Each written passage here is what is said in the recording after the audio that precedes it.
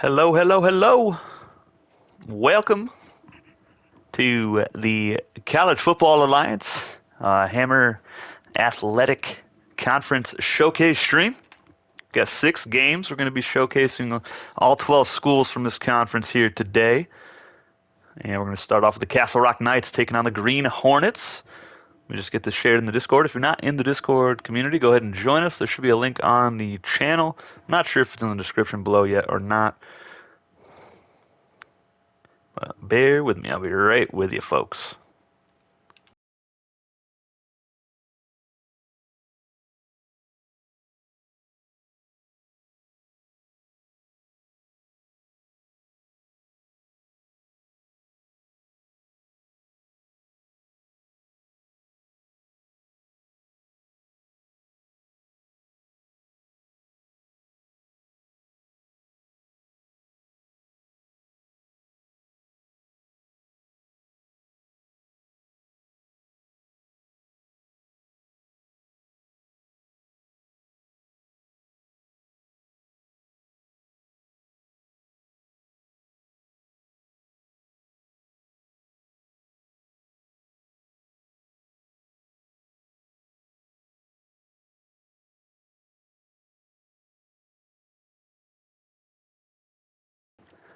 All right. Let's get it, folks. All right, so I went ahead and created one player for each of these schools from our previous High School Football Alliance recruiting class. So the Castle Rock Knights, they've got outside linebacker Derek Gregory, who was from the North Central Eagles. And the Green Hornets have Quasi Mastral at quarterback, also a North Central Eagle alumni. So let's get it, folks. Go to a small stadium.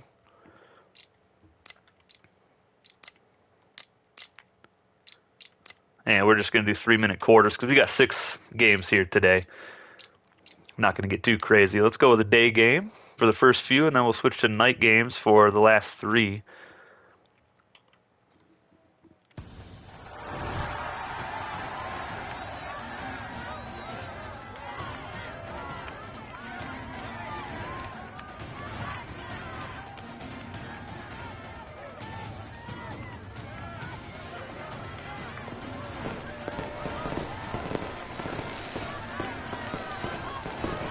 Welcome to Green, Ohio, one of our HBCUs.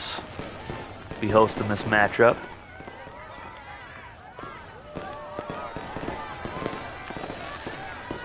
Stadium for the Hornets is the Hornets' Nest, of course.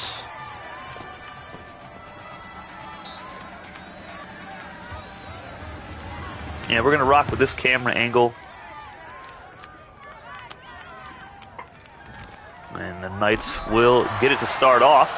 See the offense take the field. What up, Resib? What's going on, brother? Good to see you, man. Now we're going to roll with this camera angle because it's a lot easier for me to do commentary. I can actually see the numbers. And as the Knights move the chains here on the first play of the ball game.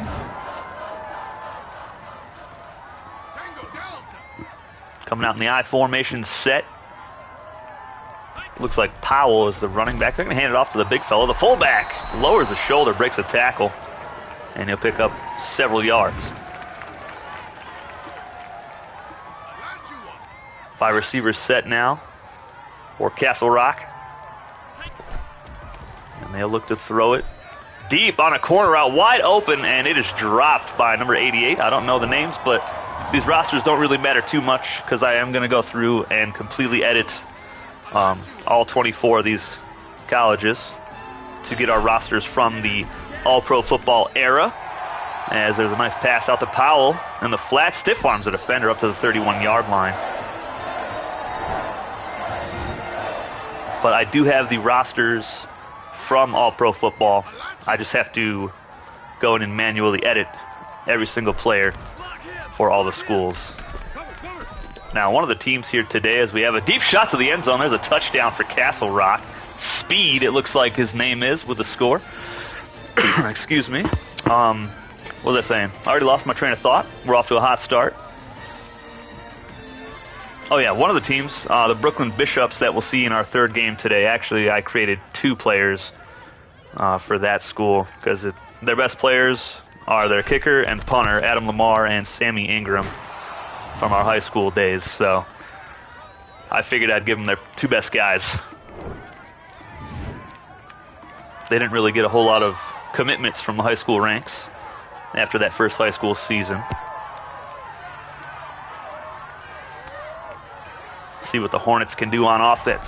And nice return. Up past the 25-yard line. 280. And under center, we got Quasi Mastral. I couldn't actually put Quasi in the game because the game was saying it was profanity. Nice broken tackle there by number 35. So his name in the game is going to be KZ Mastral. 280, set.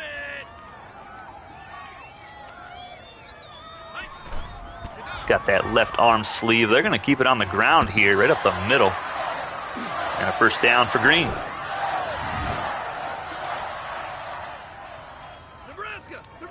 On the Knights, you got to look for number 95, outside linebacker Derek Gregory. The Knights get a sack there on Mastral.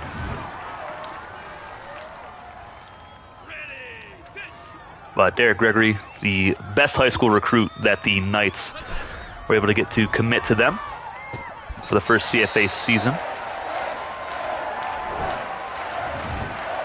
Third down. Let's see what the Hornets will do here. At about the 47-yard line of Castle Rock. And they will keep it on the ground. And there's that man right there, Derek Gregory. Number 95, the outside linebacker out of North Central.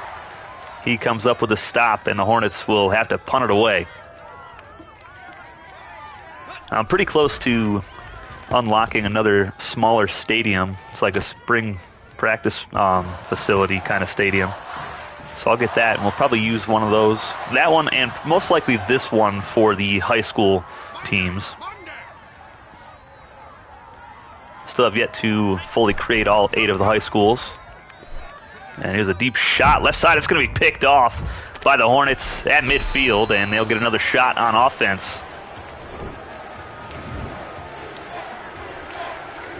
Mastral and the Hornet offense off to a bit of a sluggish start. Yo, what's up, Kaz? What's going on, brother? Long time no see, man. Glad to see you. Here we go. We are footballing it up here. Finally, getting back at it, brother. Mastral looking to throw it. Nice block by the running back. Finds his tight end wide open. That'll be a pickup of about 6 yards.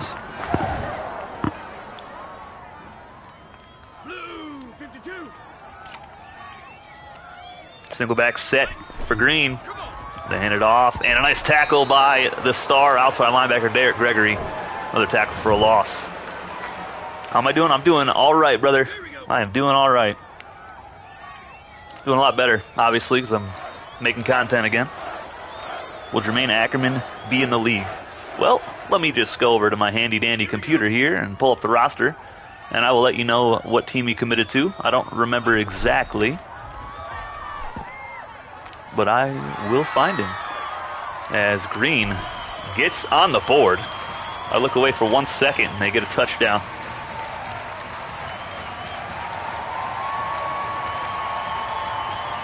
I mean, that was just poor defense by 24 there. All right, let's see. Ackerman, where you at, brother?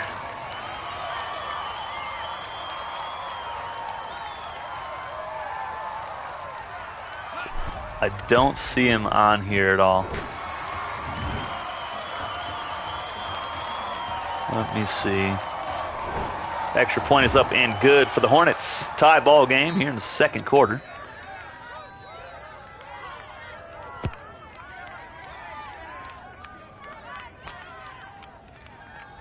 Yeah, you got to let me know. I can't remember exactly what happened with Ackerman. Did he just not get any offers? This was several years ago now. Let me see here. I have the season 2 high school roster. That was an awful throw there. Oh, he played one high school. game and got injured. Oh my goodness. Sadly, I actually do remember that now that you mention it. Knights over the middle, first down, pickup. But I don't know if he's still on... Man, was he still on the Raiders? Let me pull up the high school roster here. I still have the high school roster for when we added you guys. But it only has...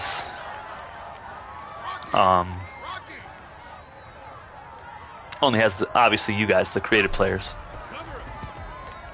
But we'll have to go back through and do all that again.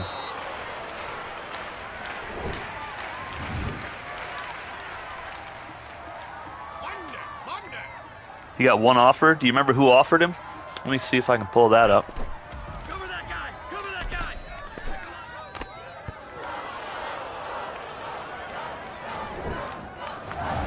I have everything that I need. It's just all it's all in different spots. Cover! Knights looking to throw it right side. That is, oh my goodness, that is a big fella. Hey Tyler, what's up, buddy? This is a showcase, yes sir. So we're going to be doing 6 games today. Just letting you guys see the 12 schools that are in the Hammer Athletic Conference. I still have some alternate uniforms to create for about half of the alliance. And then I have to completely create the high school teams as well. Alright, let's see. I'm looking at recruiting here. Receivers. Jermaine Ackerman, he got an offer from the Meridian Mountain Goats, so we're gonna put him on there. We will see some Jermaine Ackerman, all right, Harris? Got you, brother. Mountain Goats are looking a little rough, though. Oh, nice hit. It's a good game so far. Only doing 3-minute quarters. We don't want to get too crazy with the quarter length, but I think once we get into the actual sims, we'll probably do 8 minutes, because I've had some good seasons, or some good sims rather, with 8-minute quarters, computer versus computer. Yeah, I don't actually have Harris. If you can go back and somehow find out the measurables for Jermaine Ackerman, because I don't have him on my roster here, so I can't see how tall he was and how much he weighed. And I mean, I can find his number. Oh, wide open, 84, big tight end over the middle. My goodness. But yeah, if you could find out his height and weight for me, that would help me a lot. And I'll kind of just wing it for his overall. Quasi Mastral, oh, he went past the line of scrimmage. He should have just took off. Would have got a first down out of that probably, and maybe even more.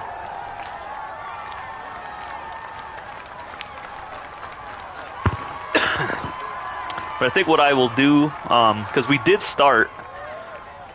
started season 2 of high school. I think I'm going to delete all those videos, and we will restart it. So season 2 will have this game with our new players. Nice run up the middle for Green. That's going to be another chain mover. 38 seconds left in the first half. They're trying to take the lead here. Master looking to throw. Right side, wide open. It's the big fella. He's going to pick up 2 yards.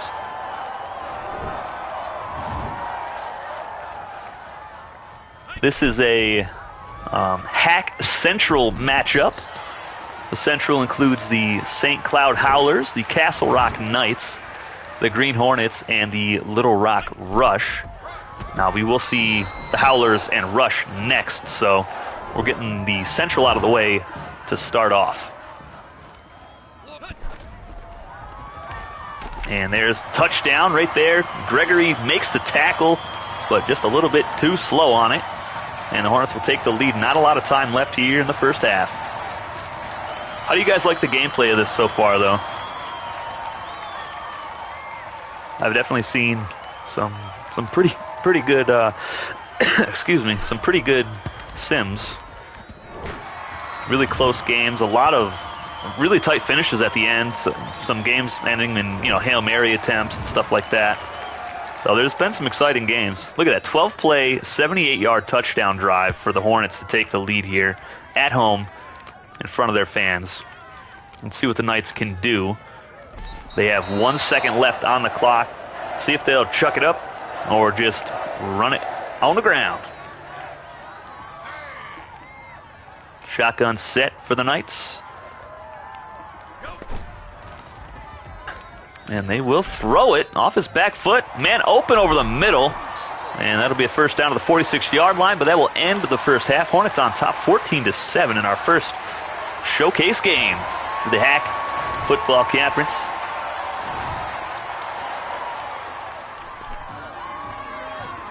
Not going to see anything too crazy as far as stats, but just 13 rushing yards for Castle Rock right now. How do you guys like these uniforms as well? I want all the feedback. All the feedback, boys. Come on now. Oh, my goodness. There's a blunder on kick return. 83 is going to scoop it up. And gets up back past the 20-yard line. 280 set. I have to keep muting because I'm coughing my brains out still. I've had this cough for almost 2 weeks now. Tomorrow will be 2 weeks. Just this little annoying cough that I can't shake. Get down. Set.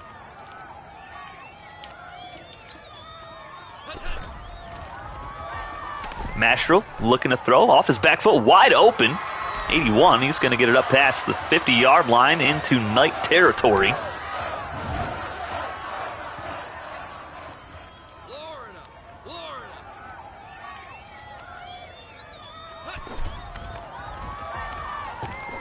Mastrel again has his man on the sideline, 5-yard pickup.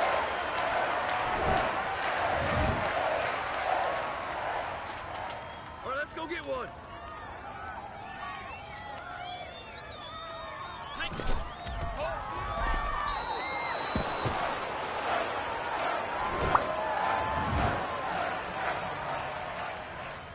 Get down. Set.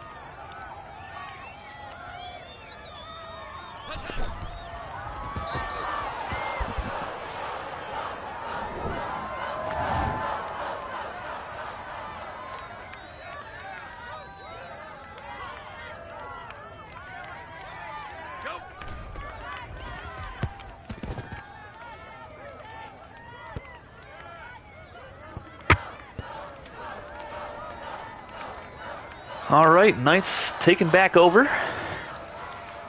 Trying to tie this thing up.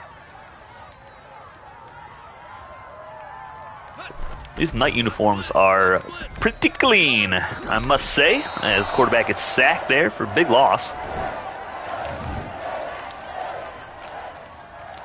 Tango Delta.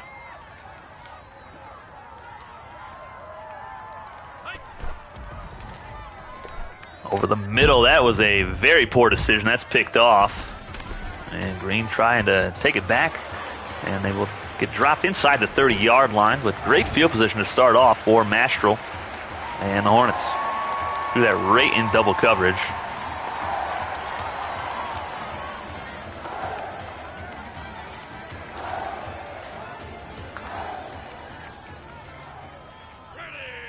Next up for the Howlers and the Little Rock Rush, Mordecai Van Hout will be under center for the Howlers.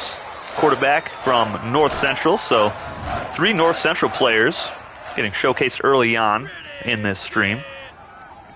And for the Little Rock Rush, it'll be tight end, number 46, Shea Earl, who was on the Pacific Pirates. And he was a game changer for Pacific in Season 1 of the High School Football Alliance.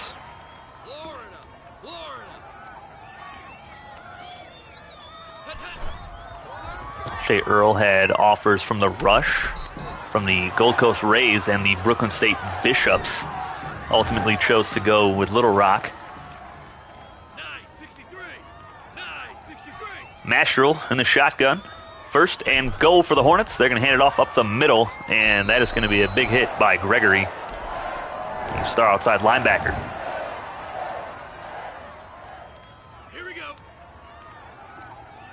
Out of the shotgun again from the 4. Nashville, same kind of play, and that is going to be another touchdown for Green as they extend their lead. Those Ellers with the carry. Try to get these uniforms as close as possible to the All-Pro football uniforms that I created. Got pretty close. Is this like a preseason tournament? No, not really a tournament. Just showcasing the 12 schools that are in the Hammer Athletic Conference. Showing you guys what I've been working on. Their cool uniforms and all that stuff. Trying to get any kind of feedback that you guys might have for the streams.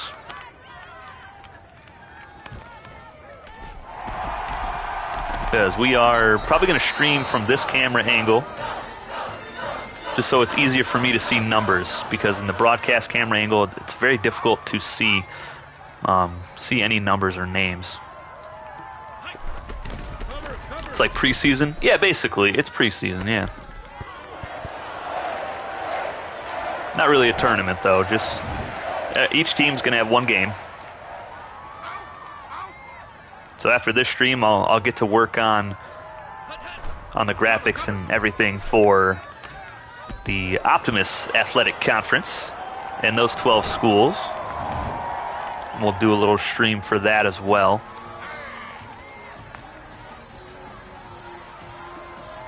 I do have to go through and completely edit the rosters. So I do have the All-Pro football rosters. That's going to take me quite a while. But I'm trying. I don't want to rush anything. I don't want to do too much, and then I don't want to overwhelm myself, you know. There's a screen pass for the Knights, and that went absolutely nowhere. So it's more like the FCS Dynasty on 06 I did way back then. Here we go. Well, in that I actually played the games too. So this, I'm not going to be playing any games. This is all going to be simulation. So it'll be a sim league. Same as for the high school league that I have to finish creating as well. I'll do a stream for that while I create all 8 teams for high school. And those are the schools that obviously you guys will be able to add yourselves to eventually when I'm ready to actually launch and start season. It's technically season 2 of high school football.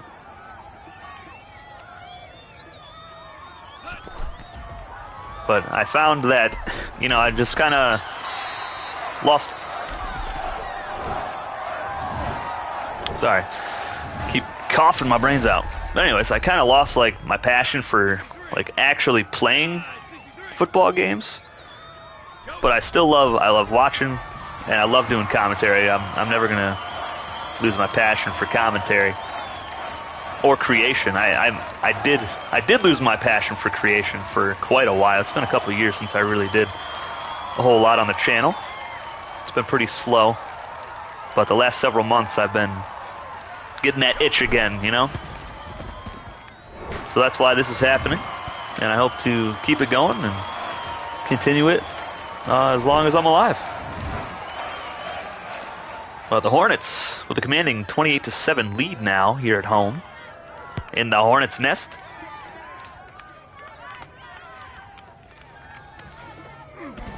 Knights are they're having quite a bit of a struggle here. How many teams in total? There's 24 schools in the College Football Alliance. So today we're seeing the Hammer Athletic Conference, because I created this league with my best friend Hammer. So this is his conference. We did a team draft, so I created all of the schools, and then we went through and got to pick which ones we had in each of our divisions of our conferences and stuff like that.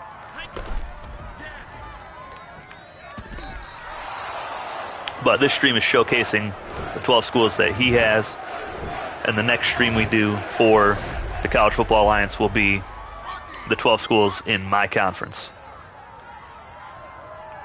But he is no longer involved like he was back in the All-Pro football era of these leagues. So it'll just be me.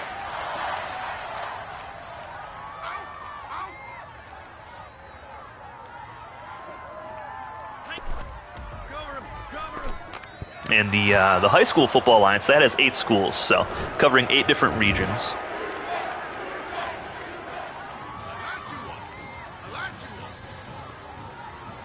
They're down on 7 for Castle Rock.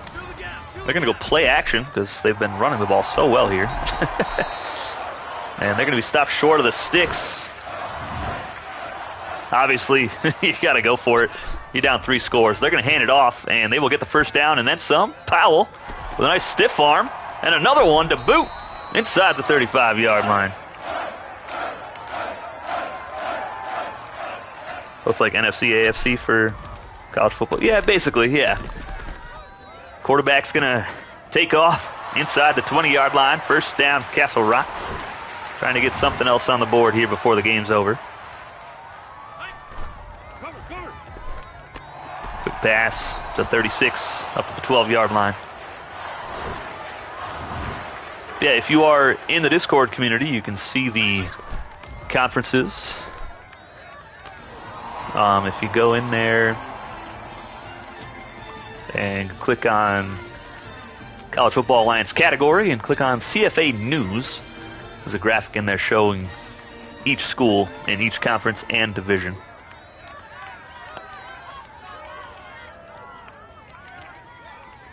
Castle Rock gets on the board again, but it's probably, it's looking like it's a little bit too late here.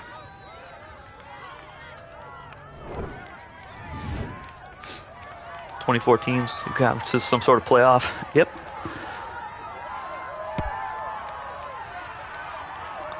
Yep, there will definitely be a playoff. Now, I wanted to try to use the Dynasty feature in this game, but the minimum team amount that you can select in Dynasty is 60. And I'm not making that many more schools. That's that's not going to happen.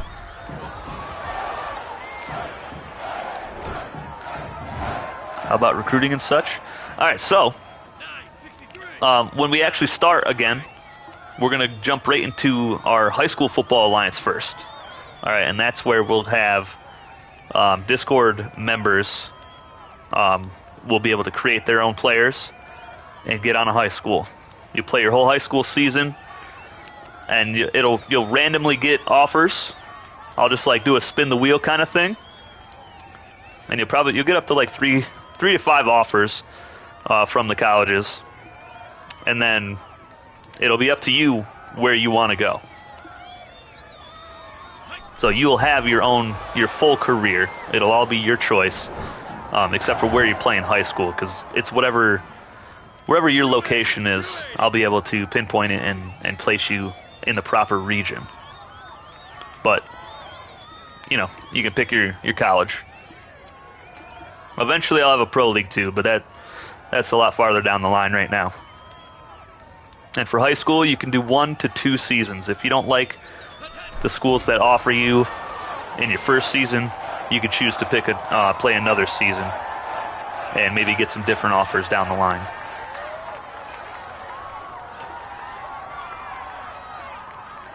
The Hornets get the win here, 28-14 in the Hornets' nest. Quasi Mastral and the boys get the dub. And they won that pretty handedly, only 156 yards of offense for Castle Rock. But that's those 2 squads. Let's get into our second game. The St. Cloud Howlers and the Little Rock Rush.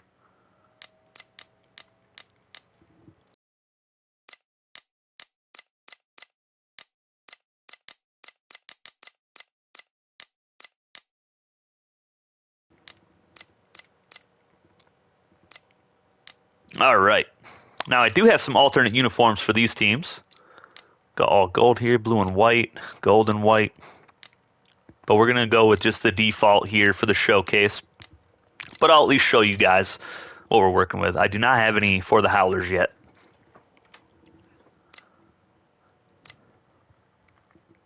And the overalls and stuff, those will all be different. Like I said, I have to completely edit the rosters. And most of the teams will be in the 80s, most likely, with some in the 70s, like the Meridian Mountain Goats.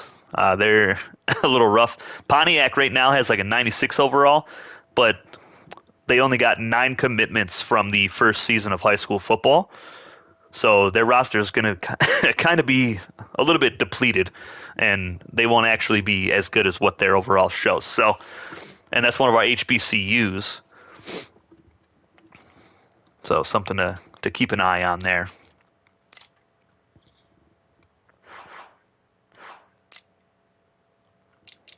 All right. St. Cloud Howlers from St. Cloud, Minnesota, taking on the Little Rock Rush from Little Rock, Arkansas, here in game number 2. How many games in a season? Originally we did 8. So I think that's what we'll probably do for high school. And then college, we're going to do 12, just like regular college. That's another thing is if I were to use, I would have to use the franchise feature. So in franchise, you can select 24 teams, but, excuse me. So franchise, it's kind of weird. Because obviously there won't be any conference championship games or anything, so I'll most likely have to do, I'm going to have to sim everything in exhibition mode like I am right now. That way we can have conference championship games or, stuff like that.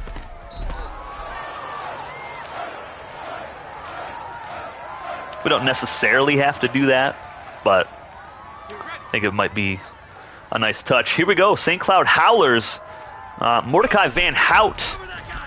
Is he at quarterback? Yes, he is. And he's going to complete his first pass, and the Howlers are going to get on the board on the first play of the game. Touchdown, St. Cloud. Mordecai Van Hout, North Central Eagle alumni at quarterback, number 8. And the corner just got beat like he stole something there.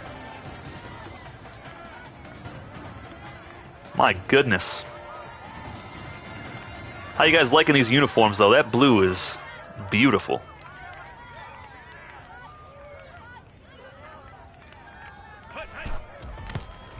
Extra point is up and good for the Howlers. It's 7-0, just 11 seconds into the contest.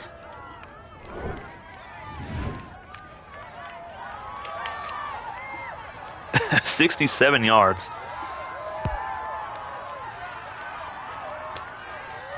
See if the rush can respond. Now for the rush on offense, they have Shea Earl at tight end, number 46 on the right side of the screen. He was an impact player for the Pacific Pirates in Season 1 of the High School Football Alliance, and he's going to fall on his face there. Nice first down play, though, for Little Rock. 3-0-1, set.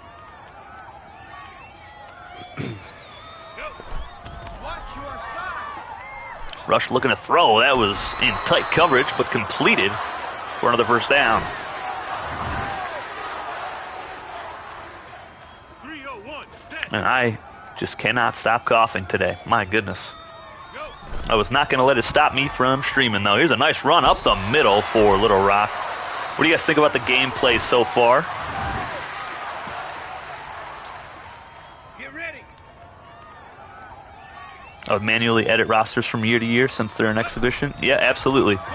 I'm going to do everything all by myself. 39 gets the catch, and he is racing up to the 3-yard line. First and goal, Little Rock. Yeah, I'm going to manually do everything from my PS5, so it's a lot of work, but I'll do it. And Little Rock answers with a touchdown of their own. Defense is struggling so far.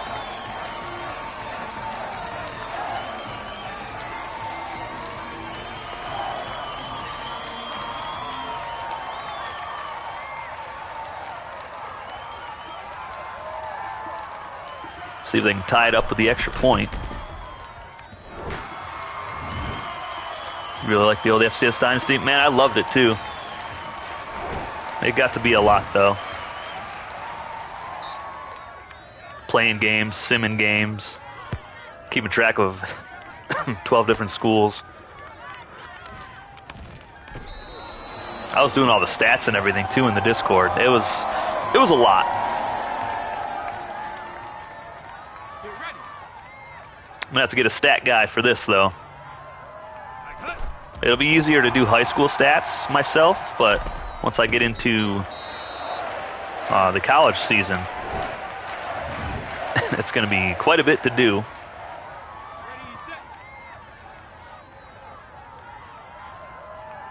Go. And this is going to be my only focus on the channel anyway, so I don't really, I don't plan on actually playing any games anymore. So I really just, I love creating and I love doing commentary, so I can do both of those things with these 2 leagues that I've made.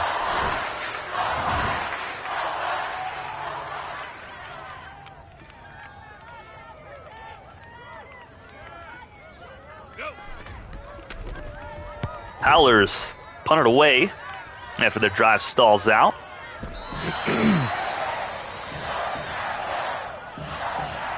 And keep stats for a team or 2 or 3. That's nice. Man, that'd be huge. I appreciate that.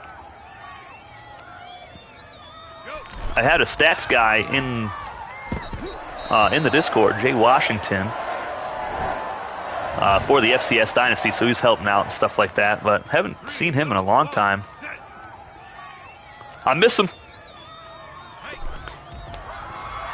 Oh my goodness. This running back is slow as molasses, but he is going to go inside the 10, the 5, finally dragged down at the 2-yard line. Where's the defense? Oh my goodness.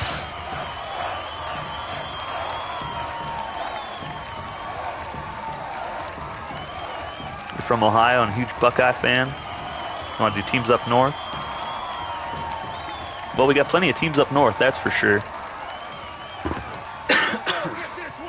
What's up, Noah? Maximum Football actually works so nice for this, huh? Absolutely, man. Oh my goodness, that quarterback just got sacked before he could even hand the ball off, which won't even count as a sack because it was a run play. 7-all at the end of the first quarter. Yeah, this game is actually fantastic.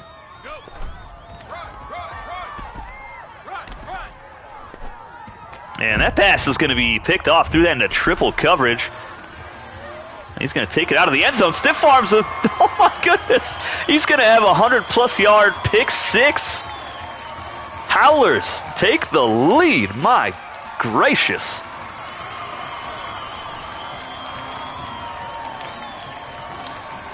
Defense seems sort of sus as we as we get a 100+ yard pick 6. That was about 106 yards. Wow.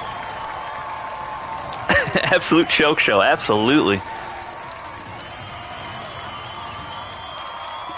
But yeah, this game is fantastic.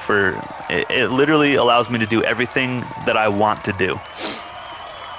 So it's been really fun recreating everything on here, and I can do it all myself, which is really nice. Extra point is good, 14-7. I didn't really adjust the sliders or anything. It's just base sliders. Yeah, that was a 106 yard pick 6 for, I think that was a linebacker, guys. I think that was an outside linebacker. And what a hit there, my goodness. We have yet to see Shea Earl, the tight end for the Little Rock Rush, get any kind of action here. See if they go his way here on first down. And they're going to hand it off. 39 is going to pick up 4.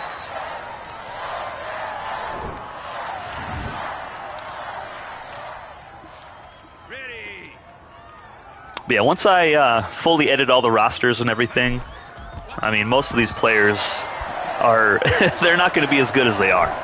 Like the Howlers, they have a lot of guys in the 90 overall range. So those are all going to be bumped down, probably into the 70s. I want the generic players. Oh, there's Shea Earl right there getting his first reception from the tight end spot. But I want all the rosters to kind of just be basic up front, and then our high school stars that we had from season 1 of the High School Football Alliance, they'll be the better players on these schools, because you got to think this is a startup college, college football association. So nobody should have any like superstars, as that was almost an insane punt return. Yeah, all the high school stars, I want them to be all the best players, so we can showcase all of our Discord members and their skills after their high school careers are over. Good run for Page, running back. 7-14-94. And then, here's the icing on the cake. I already have a store created with merchandise for every single college team. So once you get through your whole high school career and you commit to your college, you can get yourself some merch. You get a hoodie, you get a hat, a sticker, a mug, any damn thing you want. That pass is picked off. Really well-read route there. That's our second pick. See, as soon as you said something about the defense being sus, we've had 2 interceptions. So that was amazing. That was perfectly played by the corner. Can I drop the Discord link? Yeah, one moment, buddy. I'm using 2 phones, a computer, and a PS5 at the moment. Just give me, just give me 1 second here. I'm also coughing to death. Make it stop. All right, do I have the Discord link? Where, oh where has it gone? No, that's not it. Oh, excuse me, guys. My goodness. I'm really struggling here.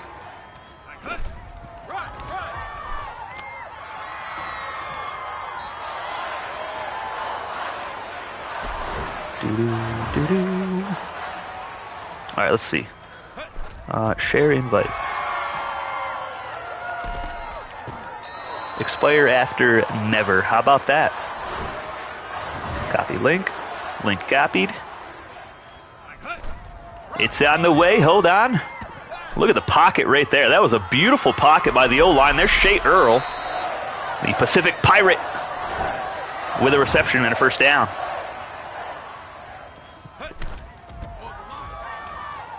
All right. My goodness. This took me entirely way too long, but there is the Discord, fellas.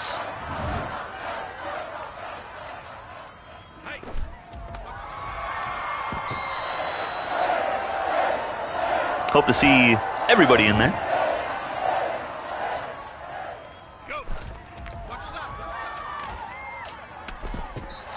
Little Rock looking to tie things up. They are running out of time, though.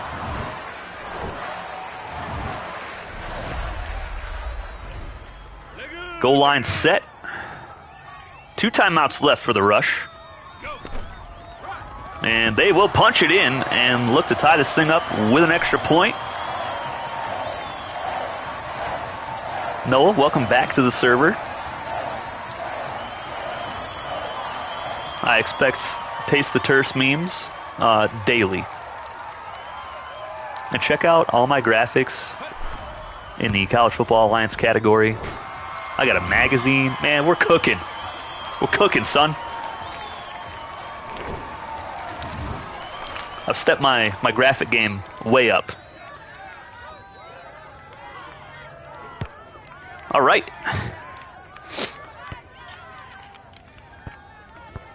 Oh, my goodness. And there's a fumble. Little Rock's going to pick it up. And they're going to scoop and score to take the lead with 4 seconds left in the first half. What in tarnation? You don't know if that's your same Discord account anymore? Oh, my goodness. Well, let's see. Maybe. I can't tell. Well, you created your profile in 2021. So I don't think that's your original one. Because you were in the SFL like, man, that was like 1,000 years ago now. All right, let's see what St. Cloud can do here.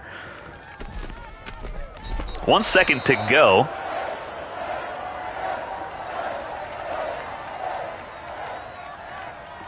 Stay strong. And it looks like they probably just run the ball. And they're going to give it off to the big fella, the fullback. And that'll end the first half. 21-14, Little Rock Rush on top. Excuse me. Yeah, I haven't been in the SFL in, man, I don't know when the last time I was in there. The last time the Storm won the championship. I stayed as long as I could for Mighty, and then I just, like I said, I lost passion for like everything in life, so it took me a few years to really get back to this point, to even be talking to you guys in a stream right now, so I've been working on it, though.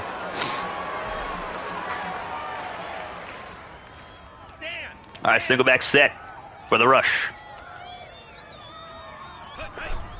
And they're going to hand it off and go absolutely nowhere.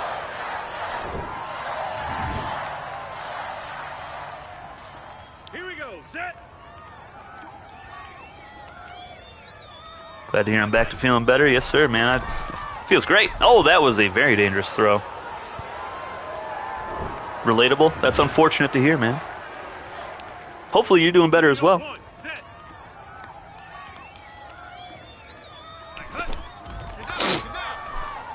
And my goodness, Stonehands McGee over here with a drop.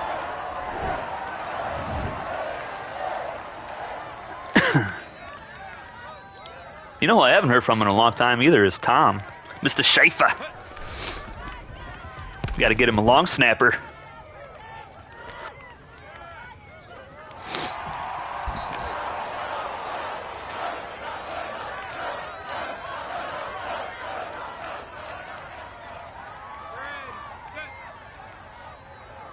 Every one of us is always going through something. Hell yeah.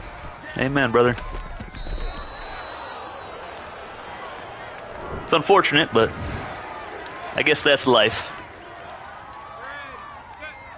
You haven't heard from Tom in years now either? That is super unfortunate. I think I still have his cell number, but nice pass out to Page. First down, Howlers.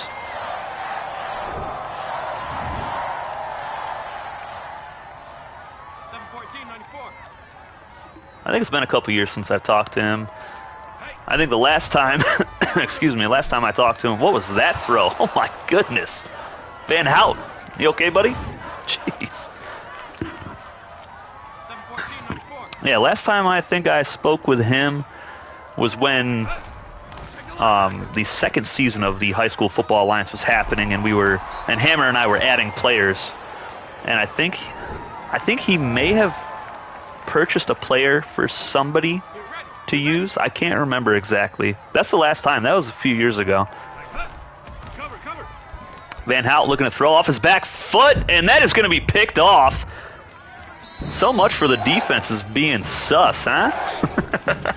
Perfect timing. That was a beautiful spinning interception. That was nice.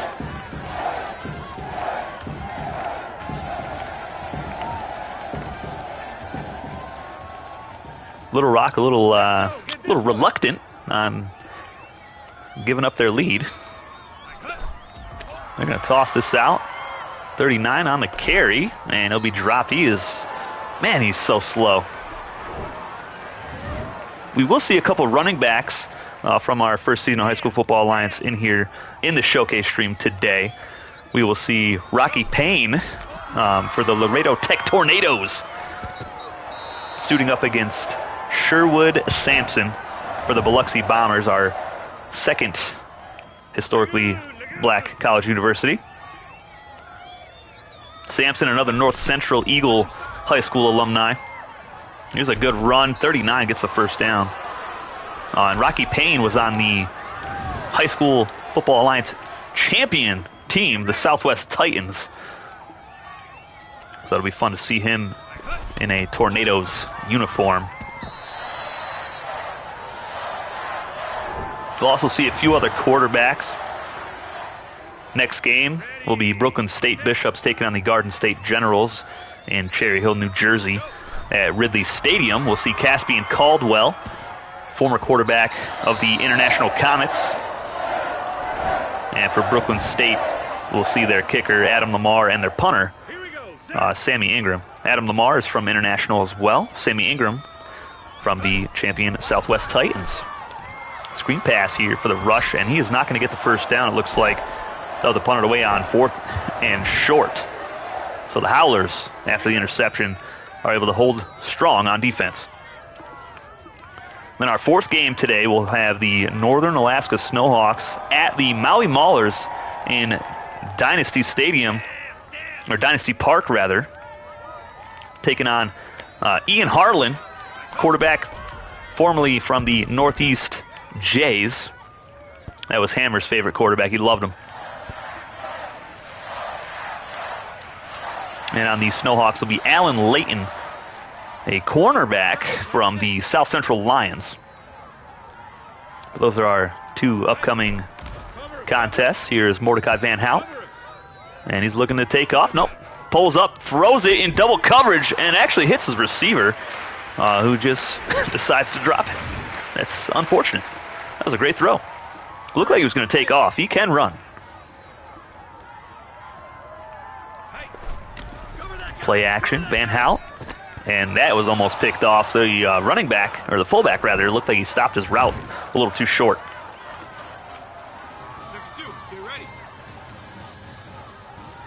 Single back set.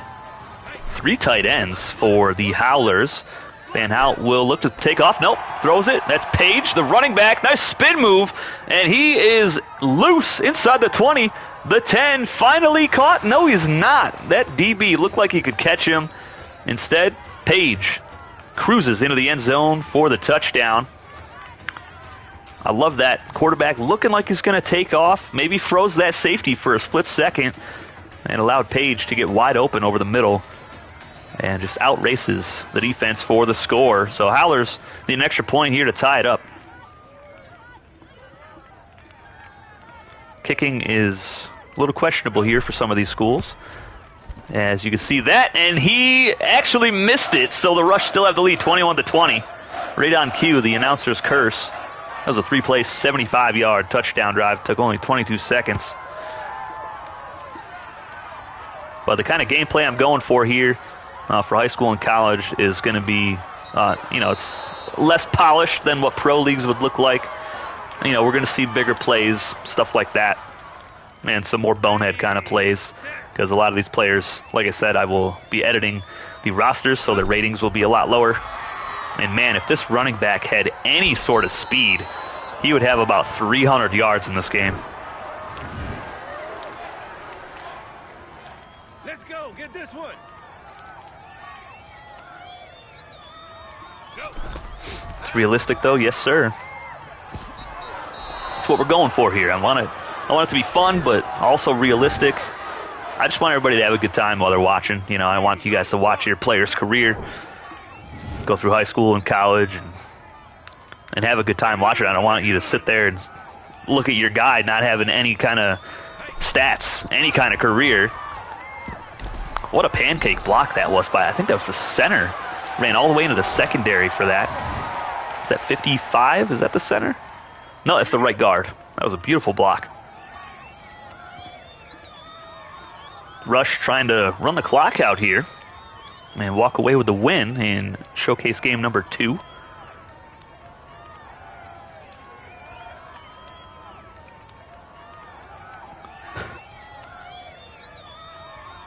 They are content with running the clock down. They're going to toss this one out, and I think he stays in bounds here, maybe.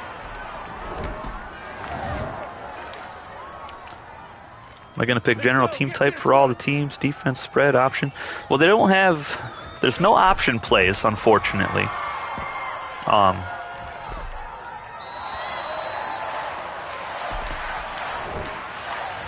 There's a bunch of offensive types. Get ready. Get ready. But I'm basically just picking at random. Or kind of like for the Garden State Generals in the next game, I think they have a pass-heavy offense because Caspian Caldwell, the quarterback who played for the International Comets in high school, they were a pass-heavy school. So I kind of tried to tailor some of these offenses towards the quarterbacks for the most part. Or like the Biloxi Bombers, they're a run-heavy offense because they have a bruiser, Sherwood Sampson, at halfback. So I'm trying to showcase the talent that we got from the high school season. if that makes any sense. That running back got to go. Oh, for the rush? Yeah, he's so slow. I don't understand like what his speed is, or lack thereof. Howlers down by 1 point with 1:09 remaining, 2 timeouts. Mordecai Van Hout looking to be the hero, and that was nearly picked off. A little out of sync with his target over the middle, and we got a 3rd and 10 situation. Van Hout's jersey looking just so clean right now. And Page is wide open. This is dangerous. He can move. He's got the first down to the 43-yard line. But the offensive line for St. Cloud doing an immaculate job here blocking for their quarterback. All they need is a field goal to win it, boys. Coming down to an exciting finish. To the right side. That's caught. 4 or 5 yards off the right. That's Ridenour.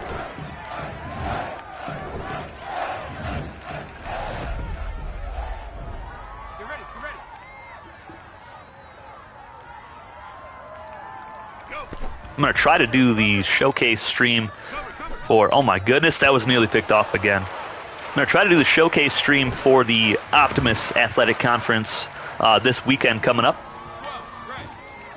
Possibly Saturday. Page gets the ball, first down. No timeouts for the Howlers now, so they got to keep it moving. Van Hout to the sideline. Defender dove and whiffed. But this play is going to run some clock down.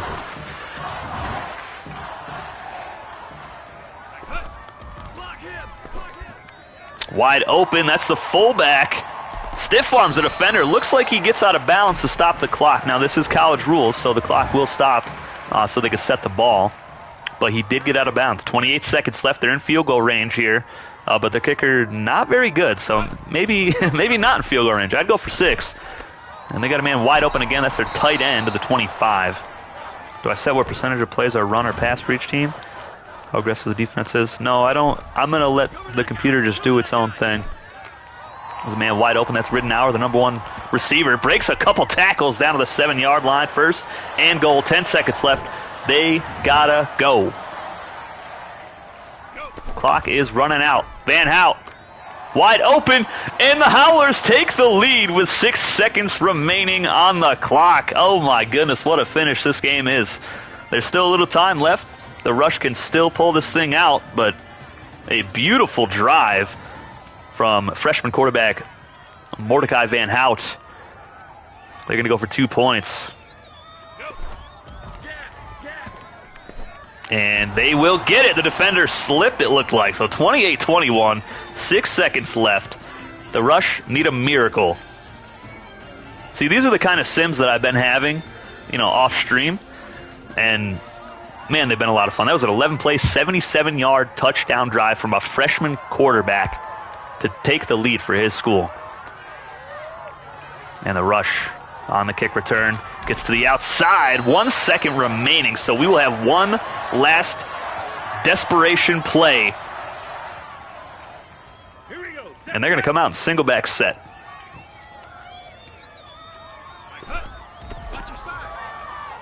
They're going to go short pass here. No, they're going to go deep pass, and they had an opportunity. The defender came in. It looked like it hit the receiver in the arm. Defender whiffed on it. If the receiver's able to come up with that, he might have been running down the sideline free for the touchdown. But the Howlers get the win. 28-21. What a finish that one was. Really fun contest. Freshman quarterback pulling it out. Howlers scored the only points in the second half, so their defense came up clutch for them. Beautiful.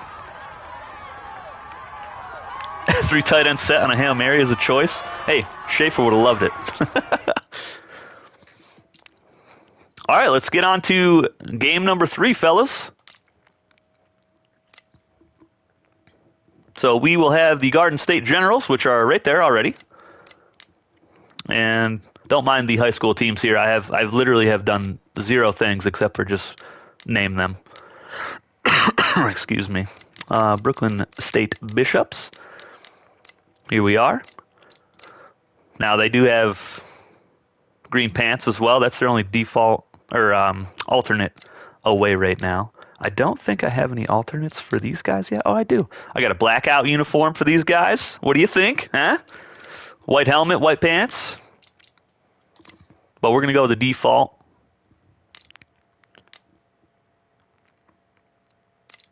Whoops. What did I just do?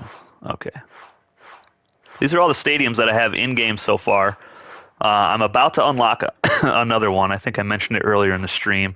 It's like a spring training facility thing. I have to complete the season pass, though, which I'm almost done with. But these are all the stadiums I have so far. There's like 5 or 6 other ones that I have to purchase with real money. But with people purchasing a player, it'll only be like a few dollars for a whole career. So, I mean, that's a pretty good bargain for you guys. But with people purchasing players, I'll be able to purchase the rest of the stadiums in-game. All right, this is our last day game. So we're going to have the Brooklyn State Bishops taking on the Garden State Generals in Cherry Hill, New Jersey at Ridley Stadium. Did I just pick the Generals on accident?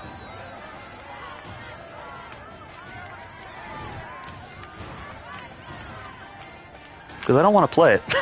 That's for sure. I might have to back out. Let me see. Yeah, that's my bad, guys. Let me back out real quick.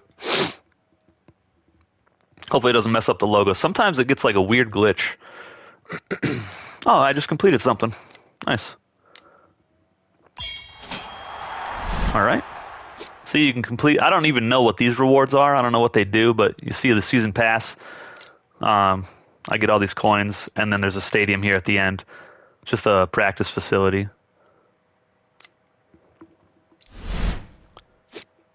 But these coins allow me to purchase other things as well. And then if you look up to the right, it says max stacks. That is your real like currency. All right, so let's try this again. What did I just click on? What am I doing? I am struggling at the moment. What in the heck? No, that's online. We're not doing any of that. If anybody knows me, they know I'm not playing any kind of mutt. All right, here we go. Let's try this. Let's try this again, shall we? Goodness gracious. What a struggle. There we go. Spectate. Yes, thank you. Holy Toledo. Customize again. Red seats. And here we go. Attempt number 2.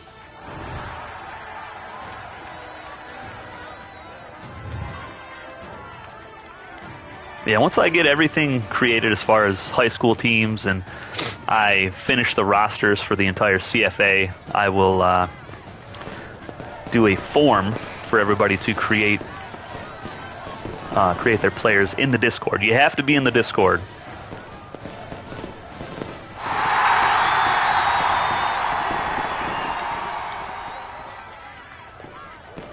I haven't exactly decided on a price or anything for your player, but you got to think you're going to at least get 6 seasons.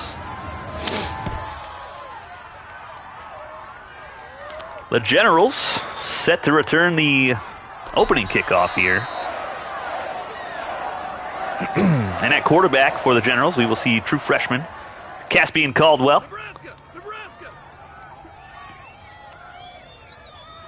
Go! Under center. Wait, is that Caldwell? Watch your side. Did they have the wrong guy in there? Watch your side. Well, whoever it is, he got sacked. Yeah, that is Caldwell. Ready, set.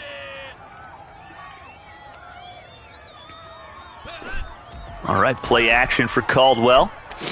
And he slings it up to the 27-yard line. So we'll have a third down and long situation all ready for the Generals.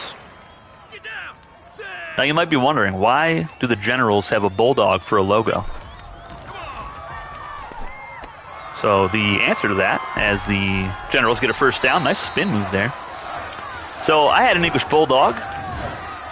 and his name was General Ridley because he was named after a character from my favorite video game of all time, which was Suikoden 2. It's a Japanese RPG, and the character is a kobold warrior, so it's like a human-like body, but with dog features. But that's basically where that came from. This is my bulldog. That was his name, General Ridley. So we got Ridley Stadium. 963. 963. Caldwell looking to throw it. And there's a deep shot, and look at the arm on the freshman. Touchdown, Generals. Beautiful throw from Caspian Caldwell. Man, looked like number 5 was out of position there. It looked like he was trying to run man coverage, but should have been zone.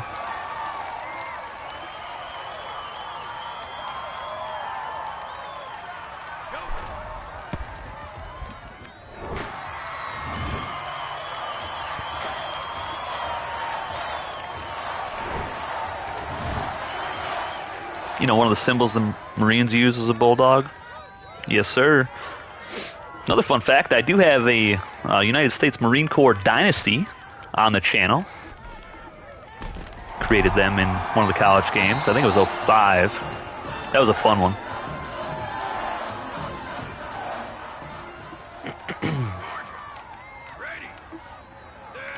Bishops on offense, looking to tie it up. And he's got all day to throw. He's indecisive, finally throws it out of bounds. Man, the O-line was doing everything that they could to give him as much time as possible, but nobody was open downfield. The Generals secondary looking pretty stout right now.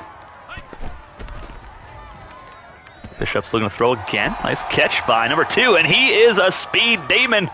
But number 37's faster, and he catches him at the 35-yard line. First down for the Bishops.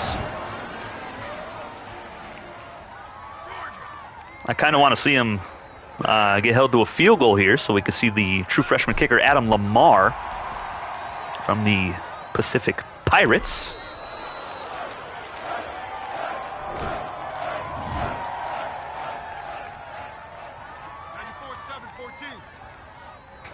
We got one other Pirate player appearing in this stream today, and that's going to be Trevor Colt, quarterback for the Mojave Tech Prowlers.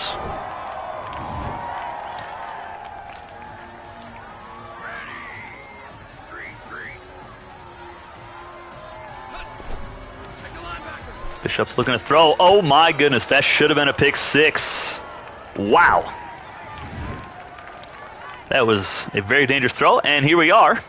True freshman kicker, Adam Lamar, number 1, set for the 53-yard field goal attempt. The kick is up, and he has a leg on him. 7-3 now after that beautiful kick by the freshman. Running back has no wiggle. What's up, Castle Ford? What's up, brother?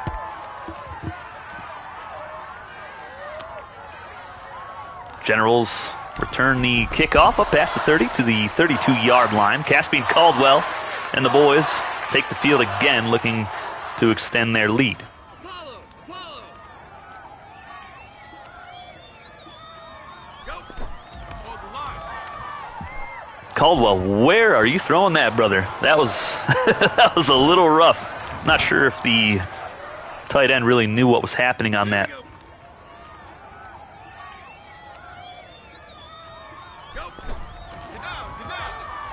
Oh my goodness, I just hiccuped so hard. My apologies. That'll be the final play of the first quarter, yes. 7-3 Generals on top of the Bishops. So far we already saw the HAC Central division, the Howlers, Knights, Hornets, and Rush. They all played. And now we're on to the Generals. This is the HAC East division. So Bishops and Generals. Next game in this division that we'll see will be a couple games from now. Biloxi Bombers and Laredo Tech Tornadoes. Those two will round out the East. 963. 963. And fullback dive up the middle. Picks up a few yards. I like that these teams are giving the fullback some love as well. It's nice. Florida. Florida. 3rd and 1 for Garden State. And unnecessary spin move, but they do move the chains. You like the balance you see so far? Nice. Yeah, I do like it as well. It's quite nice.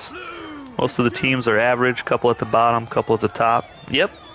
And like I said, once I get the rosters edited to where I want them, there's a dangerous throw from Caldwell. But once the rosters are edited down to what I want them to be, there'll be a lot more balance as well. There'll be a couple teams that'll be up at the top because they got more recruits.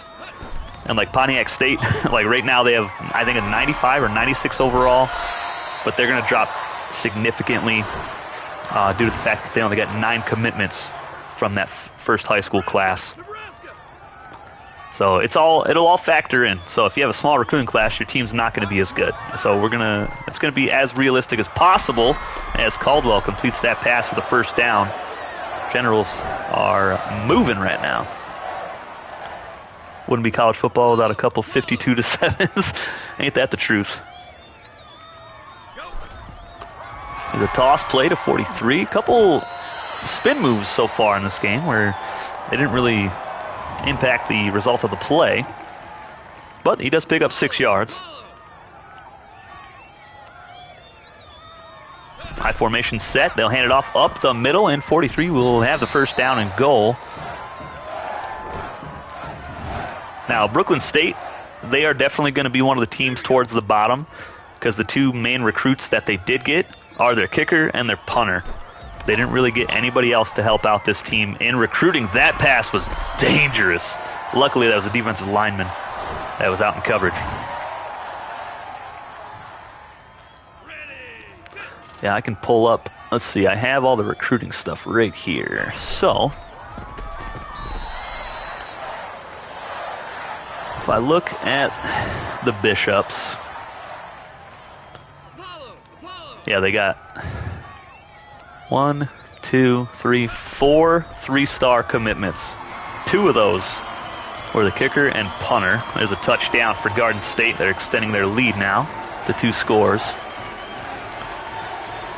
They have another 3-star, which is a corner, Ivan Brutley from the Southeast Raiders, and an inside linebacker, Anthony Rogers, South Central Lion alumni. He was a 3-star.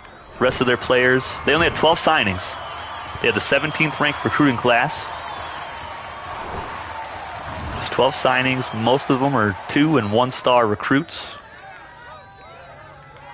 So, not really going to be much of an impact on their first season. So, Bishops will need some help in the future. So, I wouldn't be surprised if they're throwing out scholarship offers left and right to our next class of high school players.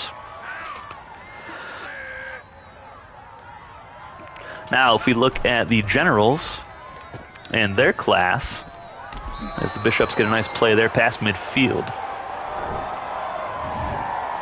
So Garden State, they only got 9 commitments. They got the 21st ranked class, but they get a 4-star free safety as the Bishops get a nice play down to the 12-yard line. Goodness gracious. Yeah, they got a 4-star free safety, Rob Moline from the Northeast Jays. They got Caspian Caldwell at quarterback, which we're seeing so far in this game. Bishops, man, he should have took off. That would have been a touchdown. They got 3 other 3-star players, a guard and 2 defensive tackles. So their defense is going to be pretty nice up front. They also got a punter, too. But this team's going to look a lot different once we get into the actual season. That pass should have been caught. This quarterback's having a rough time right now in this drive. Some indecisions, and we're going to see Adam Lamar attempt his 2nd field goal of the contest. Star kicker making an impact, and he just squeezes that one through the uprights. It's 14-6 now. 3 seconds left in the first half. Now let's take a look at some other recruiting classes for the schools that we've already seen here today. Let's look at the Castle Rock Knights. Now, they had 13 commitments, but they had the 22nd ranked recruiting class. They got a 4-star outside linebacker, which we saw him, Derek Gregory, number 95 in that first game. He was all over the place. They got a 3-star outside linebacker as well, Dustin Mitchell, 3-star defensive end, and a 2-star fullback. After that, everybody else is a 1-star recruit, so that's why their class is so low in the rankings. See some halftime stats. Yeah, I'll show them after this. Excuse me, my goodness. All right, let's see some stats. Okay, I gotta wait till the play's over.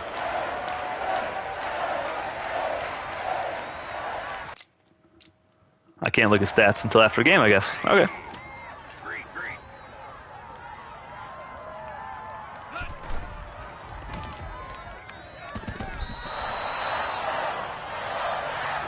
Is there a play count I'm looking for 3 minutes? No, not necessarily. I just picked 3 minutes because, I mean, we got 6 games to go through right now. And these games don't really matter. They're just for you guys to be able to see everything. All the stuff I've been working on lately. All right, what's the next team? The Green Hornets. So we'll look at the Green Hornets recruiting class as well. They only had 8 commits for their first recruiting class. They got Quasi Mastro, the quarterback. He's a 3-star. Nigel Sams, 4-star receiver out of Northeast. And they got a 3-star safety out of Northwest, Vernon Steele. Everybody else is a 1 or 2-star. So the Hornets, they're going to be one of the bottom feeding teams most likely. Regular season games will be longer. Yes, I don't know if we're going to go 6 minutes or 8 minutes. I got to do some more sims. I've seen some really good results with the 8-minute quarters. Oh, what a collision in the secondary there. But if I do 8-minute quarters, I could put accelerated clock on a little bit. Could also do 10-minute quarters with accelerated clock. Nice pass completion. Man, 42 is a tank. Goodness gracious. All right, let's look at the St. Cloud Howlers recruiting class here. What do we got? So the Howlers, they had the 3rd-ranked recruiting class. They had 18 total signings. So the quarterback that we saw last game, Mordecai Van Hout, was only a 2-star recruit. And you just saw him lead a game-winning drive as a true freshman. Really looking forward to this. Gameplay is really smooth. It really is. Oh, hey, we're getting another chance here. This is star punter Sammy Ingram for the Bishops. He's a 3-star recruit out of Southwest. He was a champion on the Titans. And decent punt inside the 20-yard line. Coverage team brings him down. It's 14-6, 1:01 left in the 3rd quarter. So yeah, back to the Howlers, their recruiting class. Mordecai Van Hout, 2 stars. After that, let's see, do they have any 4-stars? They have 1 4-star defensive end. I don't know how the running back stayed up there. Chris Hillman out of Internationals, that 4-star D end. What else do they got? 3-star middle linebacker, 3-star corner, 3-star free safety, 2 3-star guards, 2 3-star receivers, and a 3-star fullback. They got the best fullback in the recruiting class. So the Howlers, their team is going to be pretty dang good, honestly. There's a nice run up the middle, close to the sticks. Now we'll find the rush here. The rush, they had 18 signings as well. Their best players, Tyron Trent. He was a star receiver for the Southwest Titans on that championship squad. He was a 4-star. And they got a 4-star outside linebacker, Gerard Wilson, out of South Central. He was on the losing team of the championship game. That'll be it for the 3rd quarter. Generals on top 14-6 over the Brooklyn State Bishops. 9-63.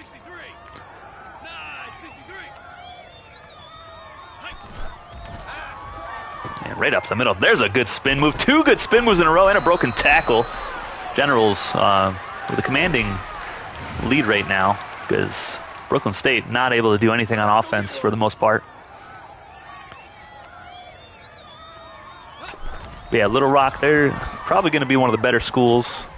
Here's another run. Nice tackle by 21. Now let's look at a couple of our schools that are coming up next. This running back is going back to the well one too many times for that spin move. Well, our next matchup is the Northern Alaska Snowhawks and the Maui Maulers. So the Snowhawks had 9 signings, so a very small recruiting class. And they only got 3 players on offense. A 1-star tight end, a 2-star guard, and center. But defense, they kind of cooked a little bit. They got a 4-star defensive end, Travis Cook. I didn't even realize that was his name after I said they kind of cooked. 3-star D-tackle, Ryder Bancroft. 3-star corner, who we will see as there's a missed field goal by the Generals. That's why Brooklyn State, they got that 3-star kicker. But for the Snowhawks, we'll see Alan Layton, the corner, number 20, in today's game. They also have a 3-star strong safety that was actually Alan Layton's teammate in high school.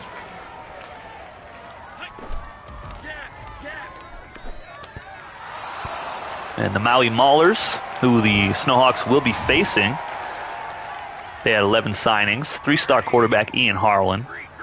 4-star running back Laverne Jewell. I mean, he has blazing speed. He's going to be really fun to watch. I don't have him on the team right now, but once that regular season starts happening, he's going to be the top running back to look out for.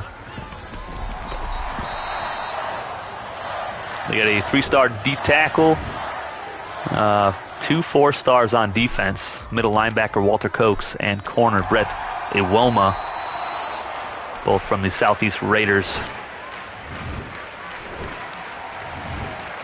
So that's Maui, and that's our next game coming up. It looks like the Generals might win this one. I mean, this could be a good finish here, but this offense has been lacking any kind of explosiveness for the most part.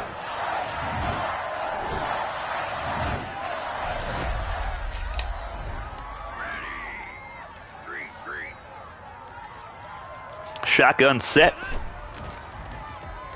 Now look to throw it. Deep shot. He's got him beat. Oh, and he drops it. They finally catch a break, and they can't catch the ball. Goodness gracious. That was a perfect play call. Perfect throw. The receiver forgot his hands at home. They're going to try it again. This time deflected away. Another 3rd down and 10 situation for the Bishops.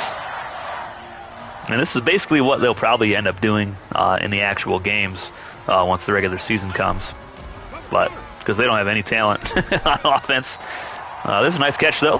1st down up to the 20-yard line. They need a touchdown and a 2-point conversion to tie things up.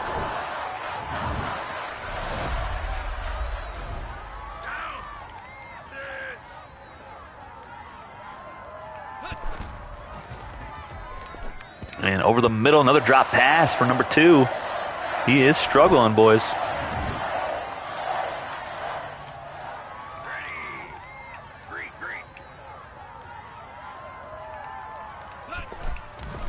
Quick pass, and this one's caught. That's going to be a 1st down up to the 6-yard line. 1 minute remaining in the ball game. Looking like another exciting finish here in the CFA. Quarterback is going to be dropped for the sack at the 12-yard line. That is not what they wanted to happen here. Protection broke down. Quarterback could not escape it. Wide open.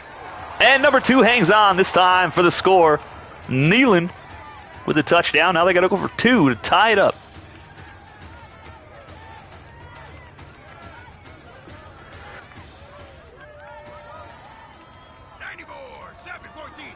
Had some pretty good games so far. I mean, the Knights got beat up by the Hornets, but 13-play, 70-yard touchdown drive. They do not get the 2 points, so we're going to see our first onside kick attempt. And they're going to recover it at the 50. Oh, my goodness. They actually got it. It went 10 yards. They got it. I don't know what Garden State's doing. But the Bishops not going away. They do get sacked here, though. They have no timeouts remaining. 40 seconds on the clock.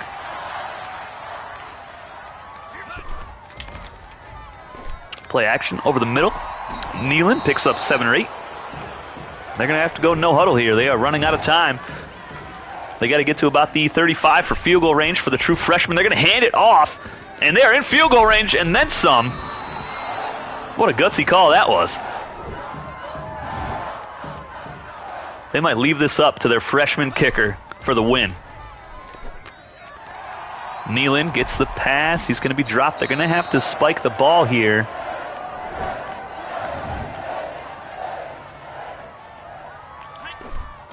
What are they doing? Got to get down.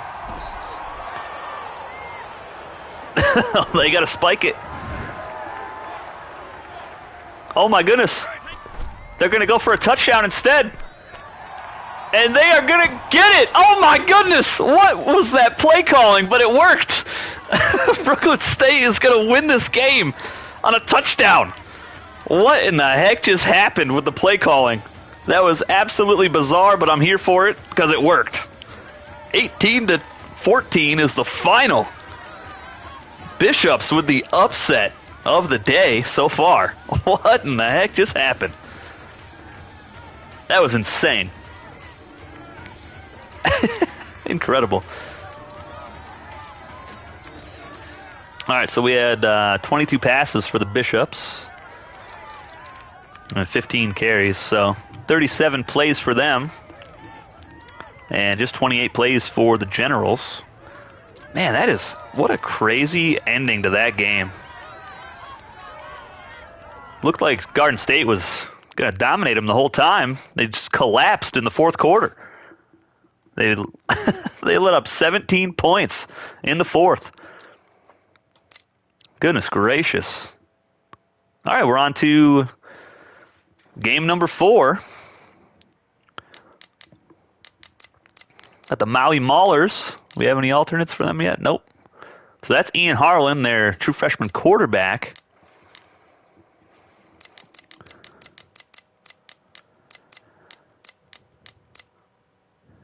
Excuse me. And the Northern Alaska Snowhawks. This is a rivalry matchup. So this is going to be a fun one.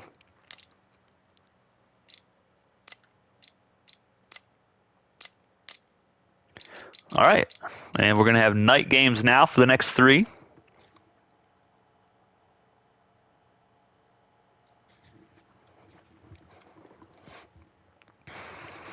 All right. So this is our first HAC West Division matchup for the Snowhawks and the Maulers.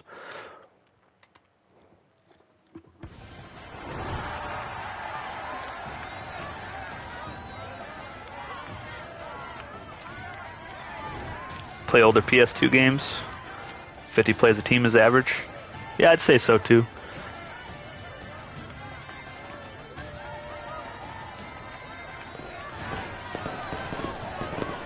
Yeah, the PS2 football games are the only ones that I actually enjoy playing, but I haven't played them in a long time. Also, let me know what you guys think of these uniforms. I love the color scheme for this team. It was one of my favorites that I did back in All-Pro football. There's Ian Harlan getting the crowd hyped up, ready to go.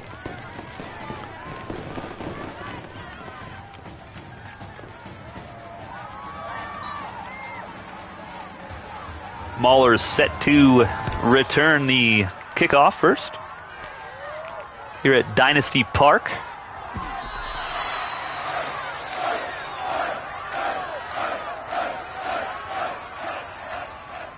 And here is true freshman quarterback Ian Harlan. He'll be going up against number 20, the corner, Alan Layton, for the Snowhawks.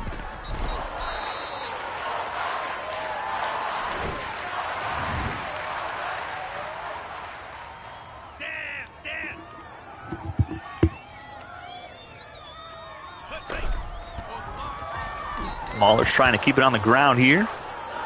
And they are short of the marker. Let's go. Get this one. Not sure where Alan Layton is, the corner. And there's a nice run right up the middle. Have any dual threat quarterbacks? Yeah, the quarterback that we saw for the St. Cloud Howlers, Mordecai Van Hout, he can run. He can definitely run. I think we have a couple other ones as well.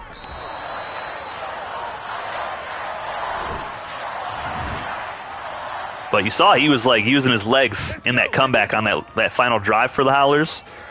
He would like step up in the pocket and like make it look like he was going to run, try to freeze the defense a little bit. Oh, Ian Harlan throws the pick. Not a good start for the freshman.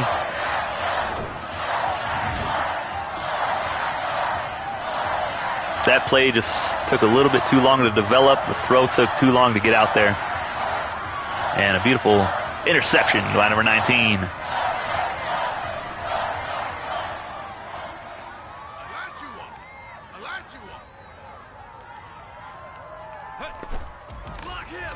Snowhawks looking to throw, and they're going to drop their first pass. He was wide open.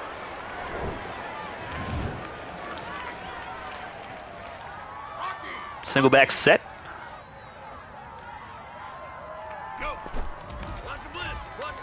The Snowhawks are from Fairbanks, Alaska, and they have a touchdown.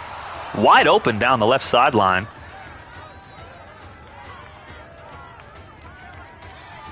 But it's going to be fun to see any players that we get on the high school teams on the Pacific Pirates to see if they'll actually stay home and play for the Maulers or not, or if they want to go just to the mainland, I guess.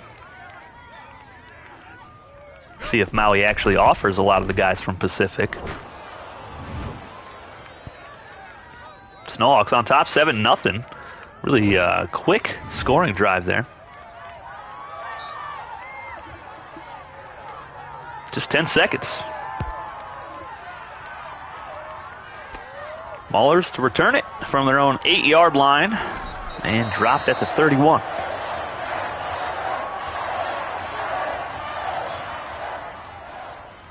Ready, set.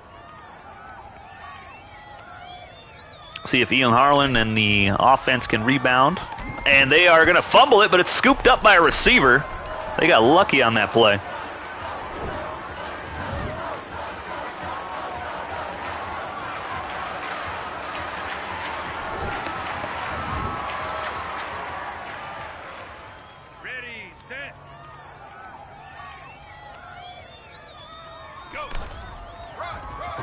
Look at this big fella. Wow, he should have cut up field for the first down.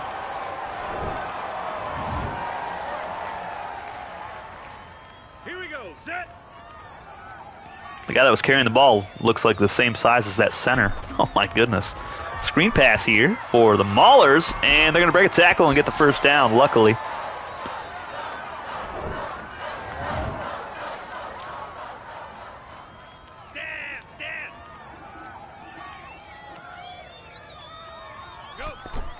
Harlan looking to throw. He's got a man open right side. He hits him and picks up 9 more yards. Yeah, I fully expect to have some more dual threat quarterbacks on the next season of the high school football league. We didn't really have a whole lot of mobile quarterbacks in the first season, as the Maulers get another first down here on a screen pass. But most of the guys, you know, the generic quarterbacks that we had that became stars, mostly were pocket passers. In All-Pro football, the game we were using, it was you don't see quarterbacks take off too much. But this game, you will definitely see it more. Let's go. Get this one. So it'll be fun to see how many people actually create a scrambling quarterback for themselves. Harlan slings it left side, and they are going to be well short of the sticks. That'll end the first quarter. Snowhawks on top, 7-0 here at Dynasty Park in Maui, Hawaii. Harlan looking to throw. He's pressured. He's got a man open, though, and 85 will have the first down, and that's some, up to the 21-yard line.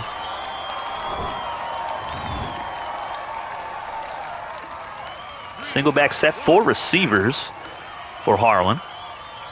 Freshman quarterback out of the Northeast High School.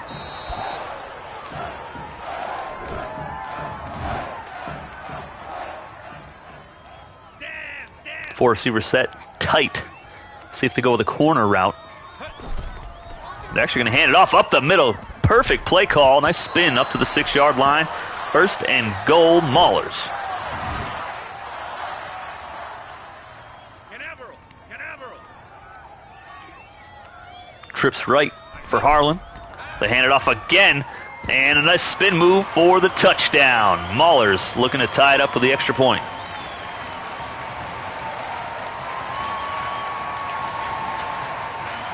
These end zones look pretty clean, too.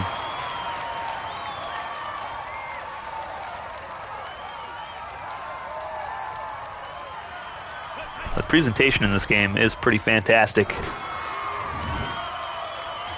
Extra point is good. We're all tied up here in the second quarter. Next game up, we have a running back showdown. Sherwood Sampson taking on Rocky Payne. Biloxi Bombers versus the Laredo Tech Tornadoes.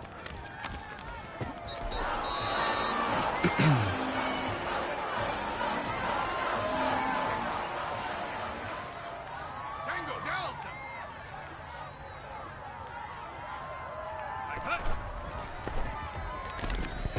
There's a drop pass on the sideline. That was a good throw. Receiver couldn't hang on to it.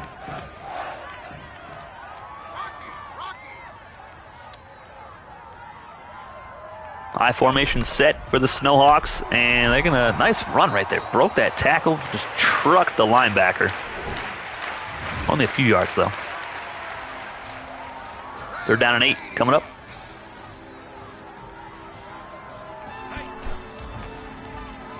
They will throw it open over the middle, and he threw it well short. They'll have to punt it away.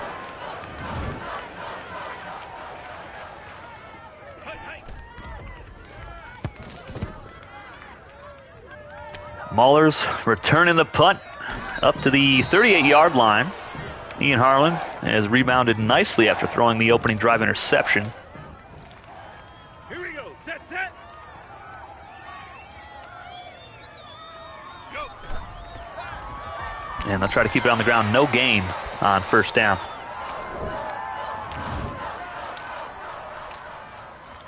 Go. Keep it on the ground again. Nice run right up the middle. Nice spin move. Big chunk of gain. Big chunk of gain. Big chunk gained up the gut. And they'll keep it on the ground again. This running back is putting in some pretty good work. Trying to take the pressure off the freshman quarterback. They'll run it again. 1st down.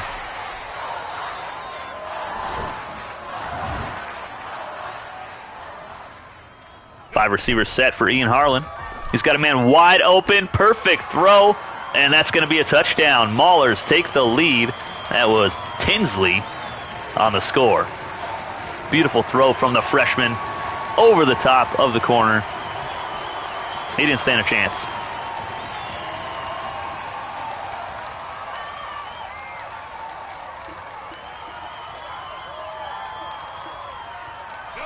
And the extra point is good. 14-7 now. Maulers on top.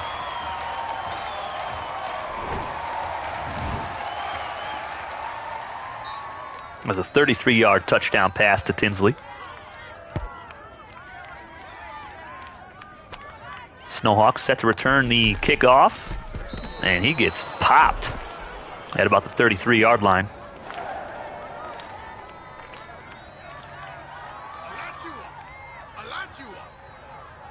Shotgun set for the Snowhawks.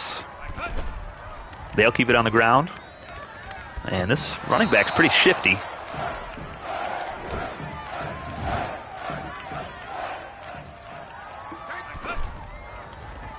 It's going to be a 1st down.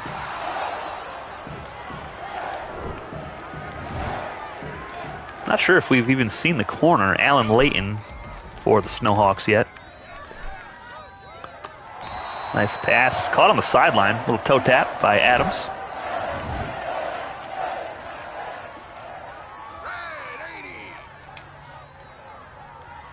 I formation set. 45 seconds left in the half. They will throw it here. Screen pass set up and perfectly played by number 48.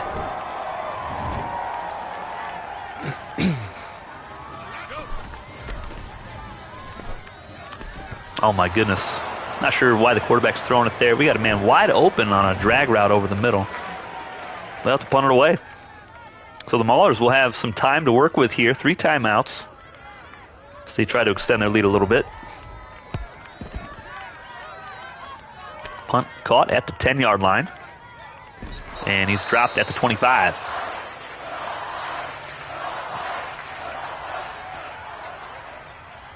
Here we go. Set. Harlan in the shotgun set. Go. And they're going to hand it off. A couple spin moves. They'll pick up 3 or 4 yards. I would want play action there. 3, 0, 1, set. And now they'll throw it. And a nice catch. Oh my goodness. Snowhawks called a timeout for some reason. Let's go. Get this one. 6 seconds to go. And they're going to hand it off. And the Snowhawks call a timeout. I would be chucking it deep here.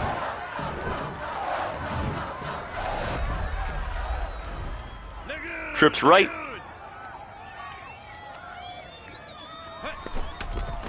They'll throw it now. He's got him open, but he threw it a little bit too short there. And that'll end the first half. Maulers on top 14-7 over the Northern Alaska Snowhawks.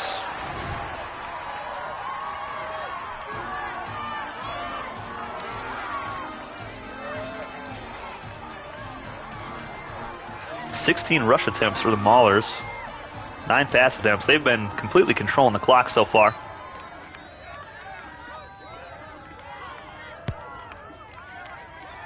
Snowhawks get the ball to start the second half. Need a touchdown to tie it. Decent return up to the 30-yard line.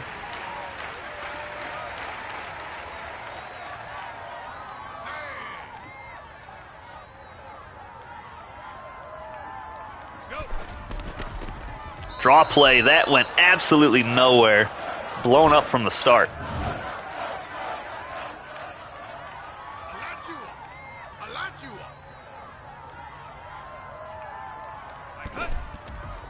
Another run up the middle, broken tackle.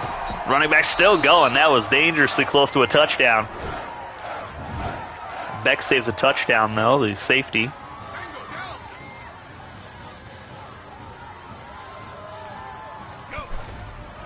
Screen pass. And he's got the blocking and gets the first down.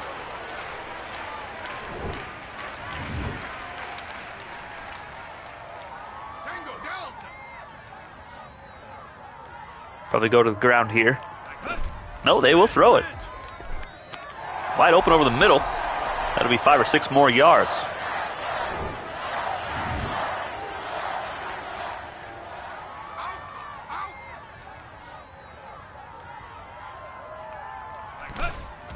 Here's the run right up the gut. Nothing but space in front of him until he reaches the safeties. Offensive line doing a pretty good job in the run blocking scheme here today for the Snowhawks.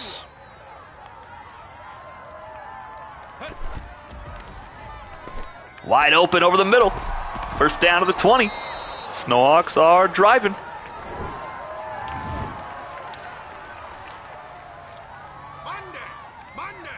Two tight end set. Play action wide open in the end zone. He's going to throw it short instead. Dangerous pass, and they'll get 8 yards out of it though.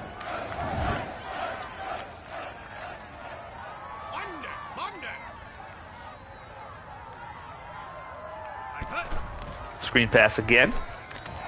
Great blocking, and the Snowhawks an extra point away from tying this thing up.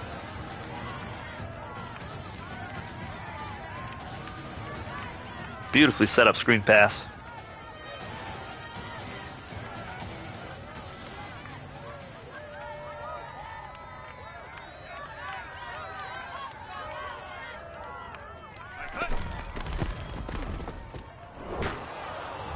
Almost missed the extra point there, but they do get it. We are all tied up. 14 all here in the third quarter after an 8-play, 71-yard touchdown drive. See how Ethan Harlan responds. Freshman quarterback. He might not need to respond with this return. Oh my goodness, up to about the 39-yard line.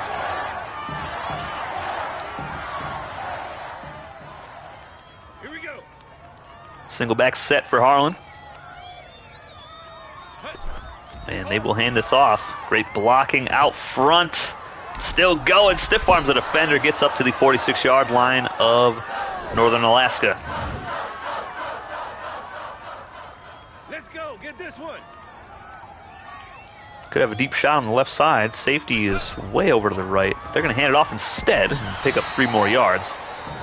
Focusing heavily on the run game here. Let's go. Get this one.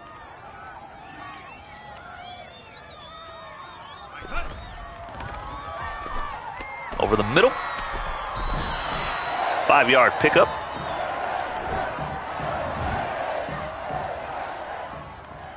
Here we go. Set. 5 receivers set for Harlan. Might be the final play of the third quarter.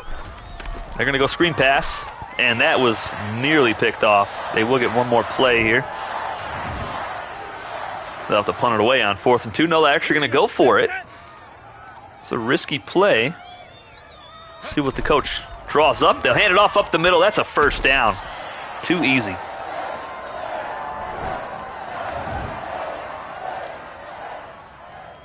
All these games are close, which is good, but you want some blowouts, don't you? Yeah, just wait till I get the rosters edited. And then we'll have, like, Salem, I think, had the #1 recruiting class. We'll see Salem take on, like, Pontiac in the regular season and just douse them by 50. Because they have no recruiting class.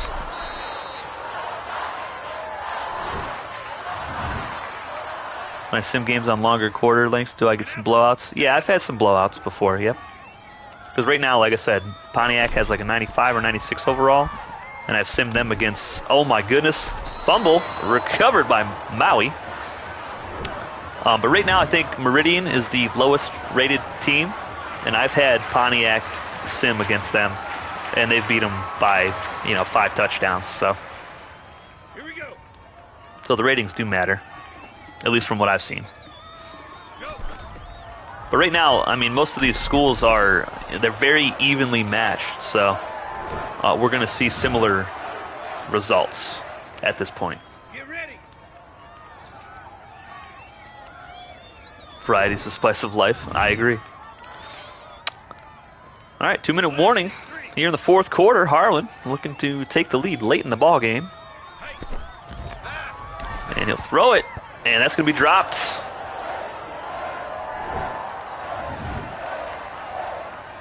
Yeah, I got plenty more simming to do, so. I just wanted to do something for you guys to let you guys see everything I've been working on as far as, all the schools being created and all the uniforms. All the main uniforms are finished. And give you guys a little bit of a taste of what it's going to look like when these teams are actually playing for real. As Maui just gets that field goal through the upright. This kicker does not have a good leg on him. But he did his job there. 11-play, 53-yard drive results in a field goal to take the lead with 1:39 left in the ballgame.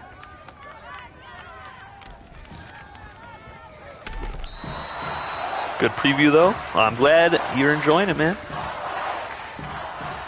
I do this sometimes. I'll just sit here and I'll sim games. Just sit here and watch them by myself, too. Oh, my goodness. The explosiveness of this running back, that might just be the difference in this game. He might drive him down the field for the win. Yeah, the first game we saw the Green Hornets beat Castle Rock, was it 28-14? So we've already seen the team win by a couple scores.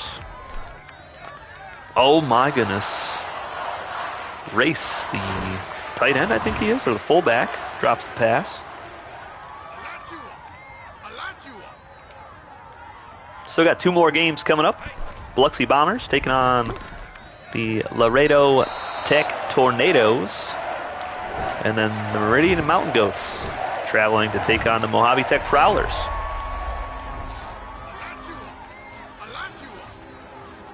Single back set for the Snowhawks. They'll throw it off his back foot. Nearly picked off. That would have probably sealed the deal.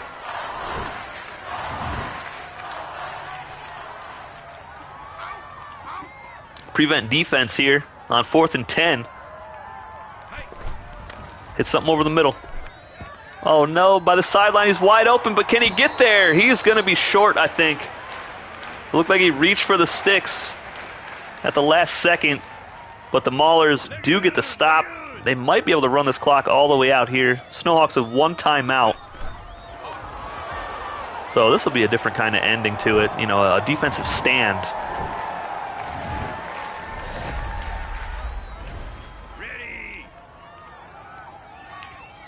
You're an NCAA 06 fiend, but you enjoy watching the Sims games as much as playing. Nice. I'm the same way with 04. I could watch 04 all day, every day. I love that game.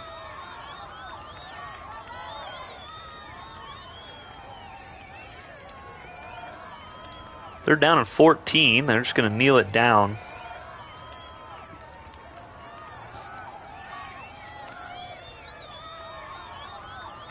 So far, we've got some good variety as well. We've had the Hornets win 28-14. And Little Rock, what was the final score of that one? I mean, St. Cloud won, so we've had 2 away teams win and 2 home teams win so far.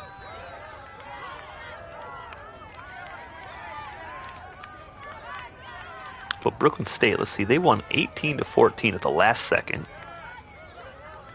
on that crazy play. If Maui's smart, they don't even snap this ball. Oh my goodness. Imagine they return this for a touchdown. Pick it up. Man. Well, Maulers get the win, 17-14.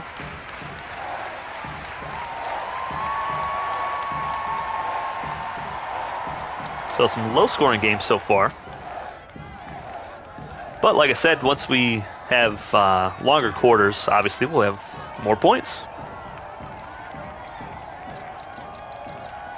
Let's see. 36 plays for Maui. And only 23 for Northern Alaska. But if we do 8-minute quarters, that'll be cleared up real quick. And we'll get some more high-scoring affairs. All right, so now the Laredo Tech Tornadoes will be hosting the Biloxi Bombers in game number 5. All these games going by pretty quick, actually. So I do have a bunch of alternates for Biloxi. I have more home alternates, obviously.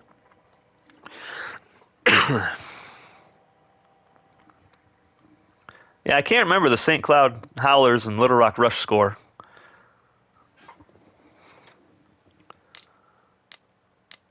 All right, let's see. Tornadoes. So they got a yellow jersey. We got a blue jersey as well. And their smoke gray uniforms. Gameplay is good. Offenses have to drive, and defense looks solid. Yeah, it's looking pretty good right now. This is just base sliders too. I haven't touched any sliders. All right, I think we're gonna go with those unis, and let's go red pants, red helmet for the Bombers for this one. This is their alternate away uniform. But you see the overalls. Biloxi's 91 right now, with a 96 defense. So we're going to see a 96 defense versus a 92 offense, and an 85 defense versus an 86 offense here in this game.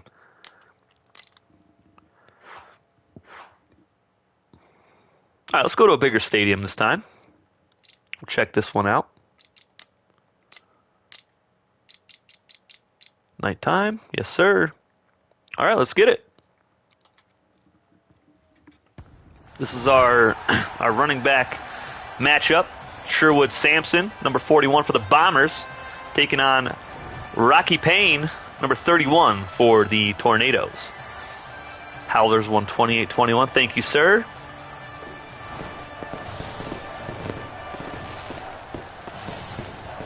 Because I could not remember that for the life of me. But yeah, I've really been enjoying the gameplay so far.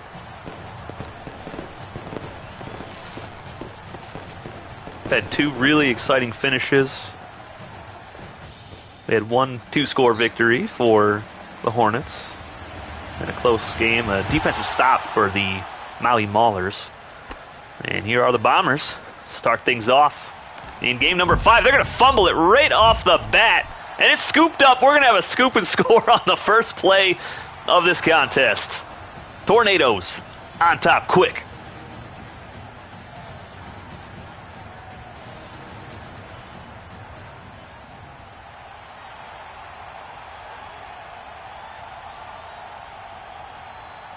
That did not take long at all, did it?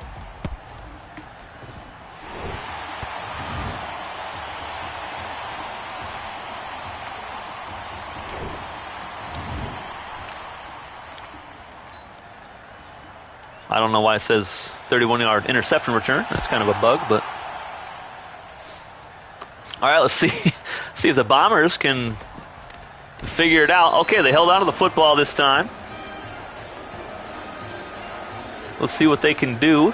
Their true freshman, excuse me, their true freshman halfback, Sherwood Sampson. He's a big fella. Not very fast, but he is a tank. Breaking his first tackle there. And he'll pick up about 8 yards, I think.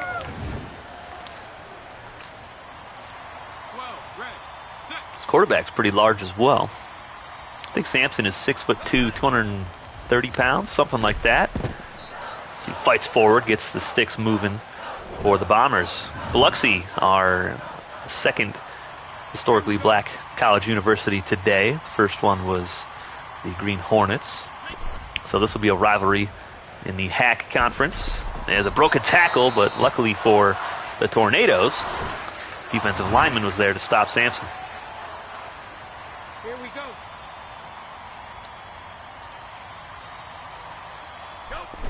Cover, cover. Excuse me. Bombers over the middle. That's a first down.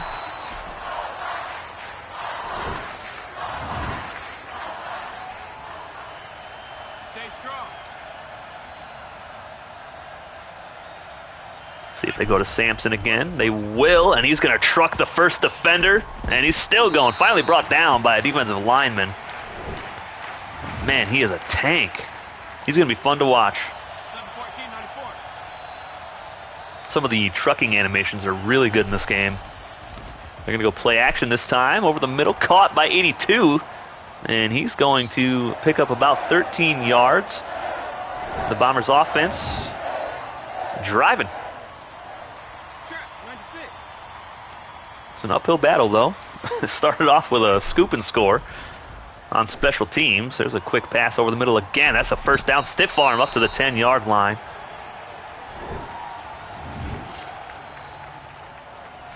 Now looking at the recruiting class for Biloxi, the incoming freshmen.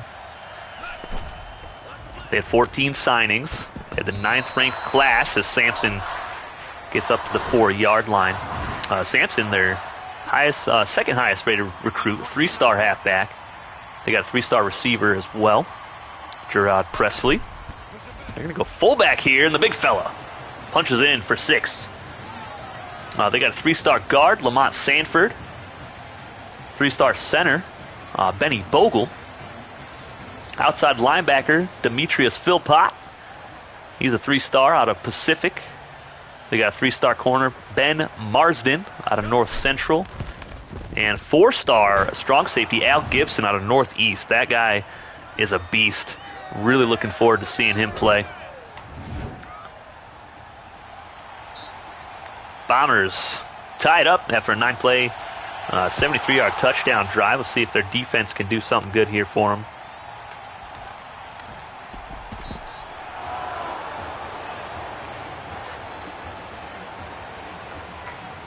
Taking a look at the Tornadoes recruiting class.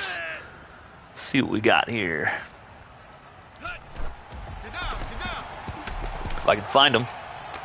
That was a nice catch on the sideline. Did I already scroll past them? Yeah, there they are. So the Tornadoes, they had 14 signings. The highest rated recruits they had were 3 stars. They had 2 3-star tackles, Mark Ford and Larry Gross.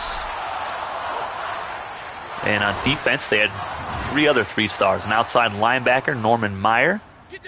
3-star corner, Nicholas Wallace. And 3-star free safety, David Russell. Nice deflection.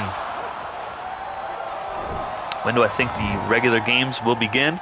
That I'm not sure of. We won't see this league first, though. We will see high school.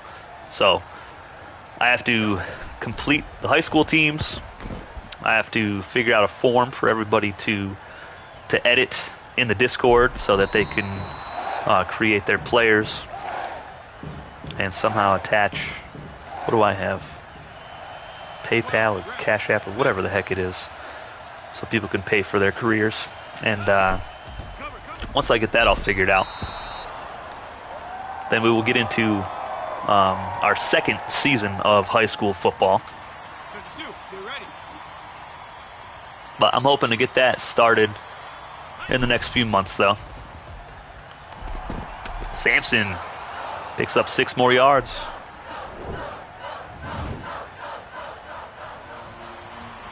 I was really aiming towards summertime.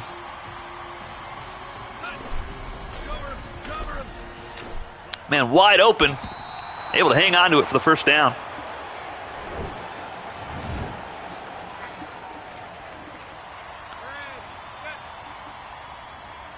Yeah, probably sometime in June. I don't want to give an exact date because I really not sure. I'm just focused and just working on it, you know. 5 receivers set for the Bombers. That'll be the 2-minute warning. They've actually really settled in here after that opening kickoff that was fumbled, returned for a touchdown. They've pretty much taken command of this game. Got a man open to the right, and they should have went deep to the right. They would have had a touchdown.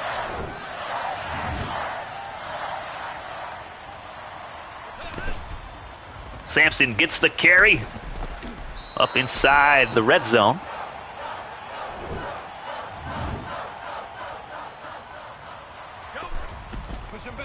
See what they do here, and they're going to be sacked. That's a big-time loss. About 10 yards.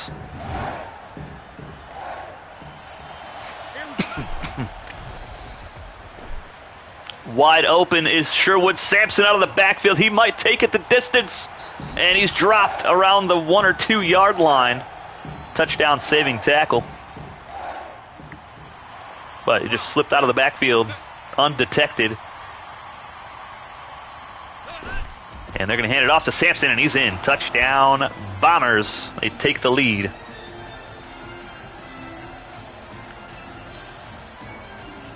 Yeah, well, definitely. I always try to keep everybody updated every week or so in the Discord community. Let everybody know what I've been working on and everything like that.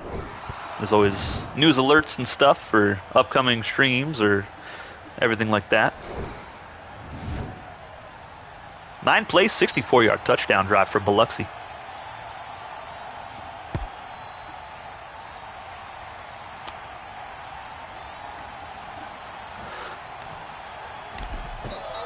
Really good return for Laredo. Here we go. Rocky Payne, the running back, number 31. He's a champion at the high school level with the Southwest Titans in Season 1. He gets the carry here and gets close to the marker.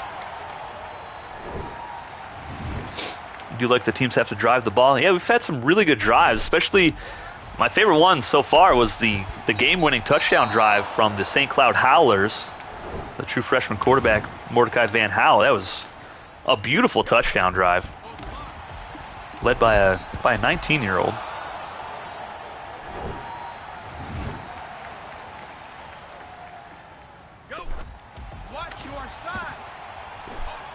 And that is going to be picked off. Receiver did not have a clue where that football was.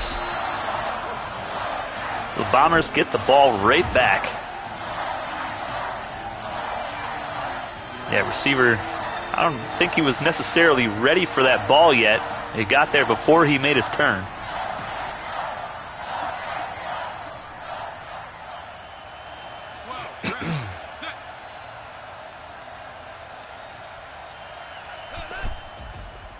See what the Bombers can do here on first down. They're going to go deep over the left side.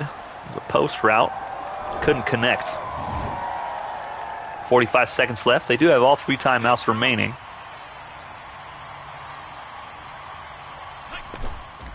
They're going to go fullback. He tries a spin move, and that was that was ugly. Here we go.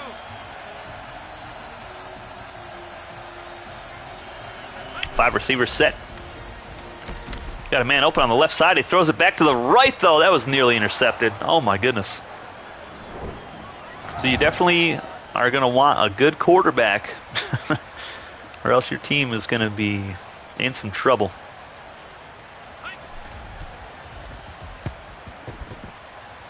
Pretty good punt inside the 30-yard line.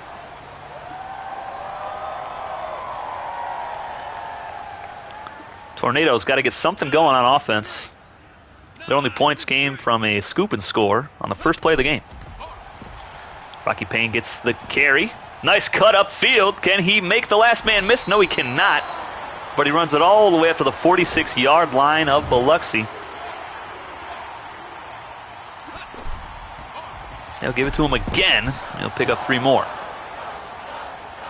I'm not sure why they're not calling timeouts here. See if they'll throw it. And they will throw it. And that is picked off. Oh, my goodness. This could be a disaster. 26 looking to take it back for a pick 6. And he is gone. What an absolute flub of a play for Laredo. Just looking to do something a little extra. Instead, they help Biloxi extend their lead to 2 scores before the half. This offense is looking pretty rough right now.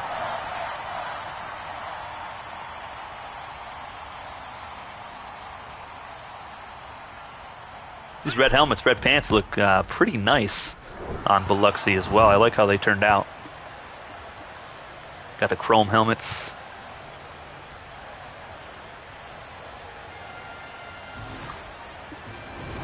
All right, halftime report. 21-7, Bombers on top. So far, 13 pass attempts and 18 rush attempts combined.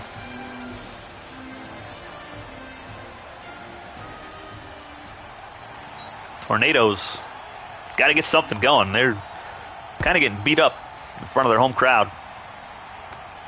And they're going to fair catch that.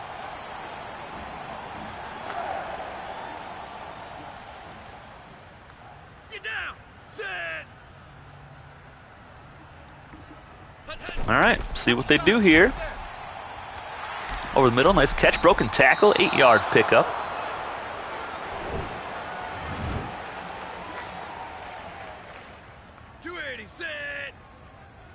Like to see him give the ball to Rocky Payne here a little bit more. And they will on this play. And he gets the first down up the 41-yard line before he gets shoved to the dirt. 963. 963. Go. Hold the line. Tornado's looking to throw it deep. Left side has a man, but a nice play by the corner as he deflects it down.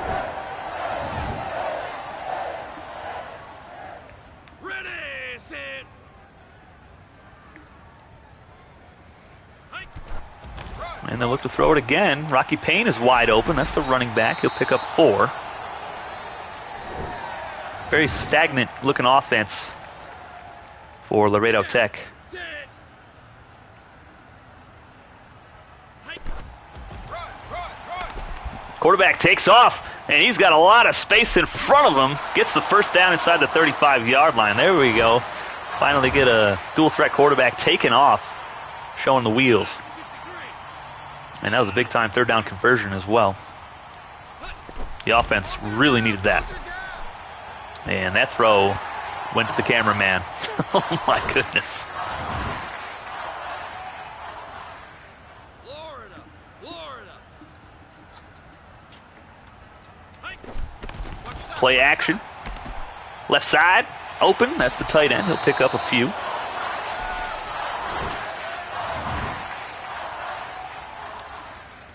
Ready. Set.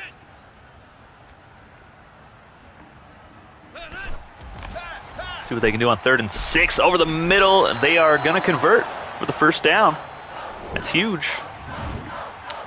Keep the ball moving downfield. Get down. Set. Give it off to your running back now. Hike. And they'll actually keep throwing it. Nope, quarterback's going to take off. A lot of space in front of him. And gets up to the 2-yard line. Really good run for the QB. See, the dual threat quarterbacks are going to be so dynamic Set. in this game. Hut, hut. From the 2, they're going to throw it. Screen pass is caught. That was very dangerous, but they will score a touchdown. Finally, the offense gets some points. Man, I'm sure every Tornado fan was holding their breaths when that ball was in the air for that split second.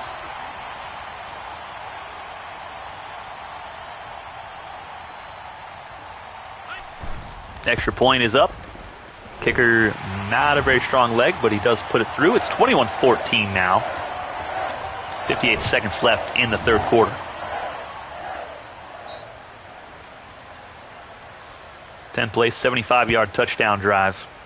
Love to see it. Bombers on the return. Dropped at the 25.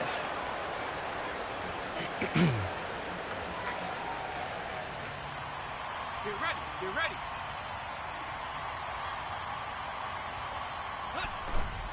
And the Bombers hand it off to the fullback. Sampson's out there blocking for his fullback. You love that.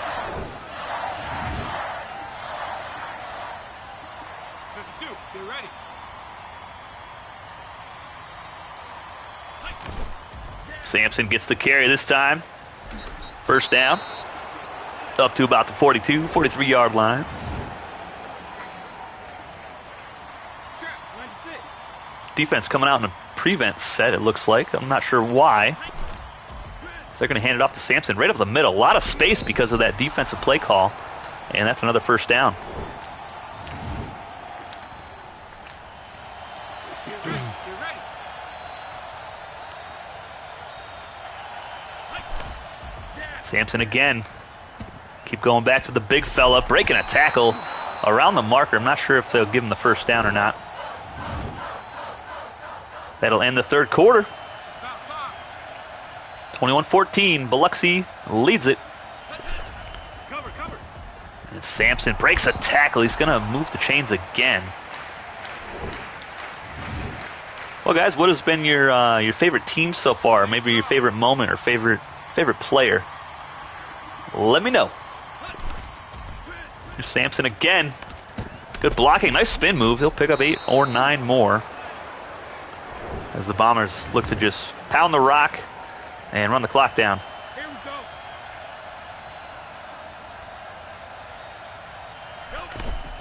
Sampson again. My goodness. I can't wait to get these rosters fully edited and see our star high school players, man. Sampson up the middle, 4 more yards.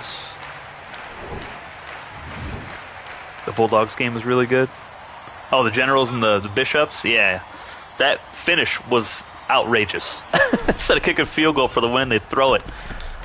Oh, there's a fumble at the goal line, recovered by the Bombers' offensive lineman. So the big fella gets a touchdown. I think that's their left tackle. Yep, the left tackle scoops it up and rumbles in for 6. Crowd is pretty silent now after that score. Extra point is up and good. 28-14 is the score. Less than 2 to go in the ball game. We've got one more game left today. Meridian Mountain Goats versus the Mojave Tech Prowlers. See Trevor Colt, quarterback for the Prowlers. Oh, what a collision that was. But yeah, Trevor Colt, Pacific Pirate alumni, taking on strong safety Wilfred Harrison, North Central Eagle High School alumni. Tornadoes to the sideline, picks up 4 yards. Actually, they're going to say that was incomplete.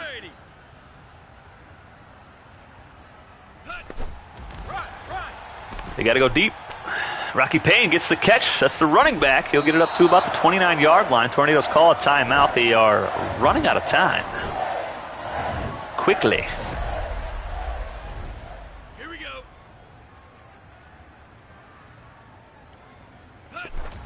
Watch that gap. Just another quick pass, man. They got to stretch the field here. These quick hitches are not going to get you 2 scores in less than 2 minutes.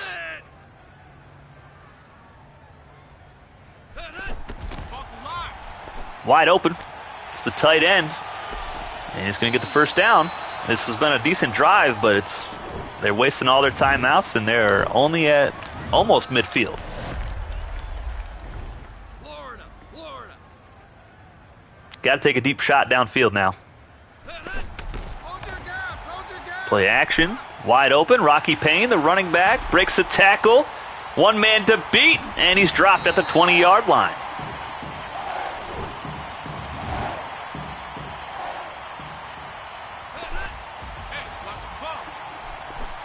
Man, that was almost picked off, my goodness. Something you liked about the FCS Dynasty was having 3 to 5 players on the creative teams that we focused on. Yeah, it's basically going to be the same kind of thing for this as well. Like, there's only 8 high school teams. There's a deep shot to the end zone. That's picked off. And he's going to take it out of the end zone. Kind of a ballsy move there. Gets dropped at the 5-yard line.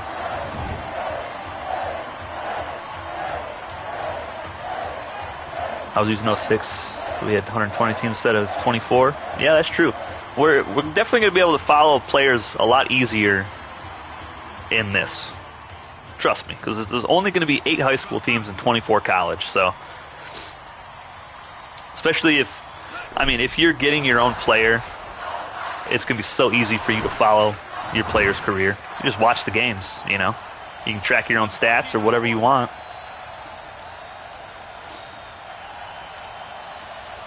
But Luxley has to be careful here. They don't kneel it down in the end zone for a safety. Not that it matters a whole lot, but... Dayton Flyers were your team? Yeah, Flyers were really fun. I like that team. Had some really good players.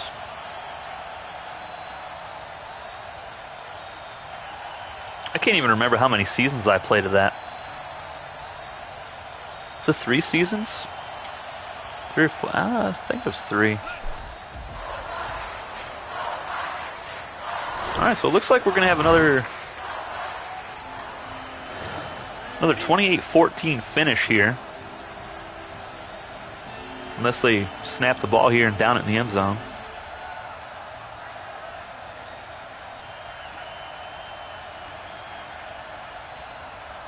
Yeah, they don't even have to snap it, so let's see if the computer AI actually does or not.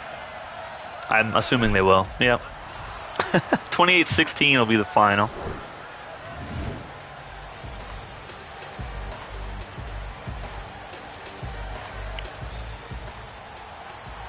So there's a few things for the team to work on as far as the computer AI and situations like that. All right, 28-16. Bombers get the dub. So that's our third away team getting a win.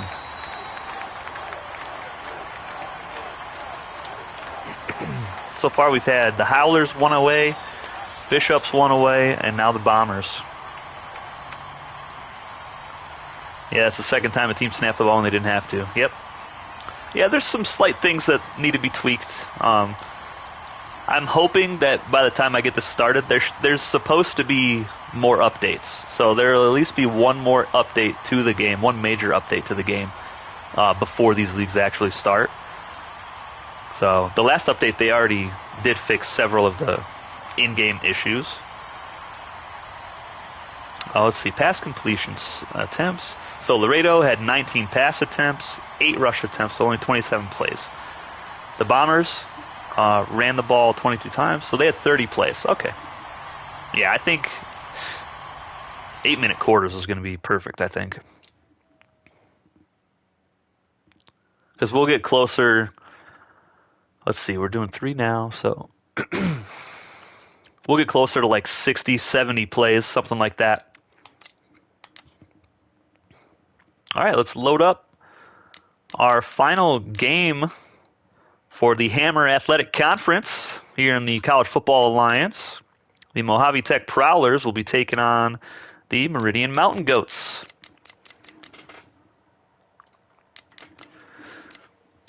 Now, these are HAC West teams. Can look at some uniforms here. Got blue pants or just white for Meridian. And I got orange pants. We're going to go orange pants for the Prowlers. I really like those ones.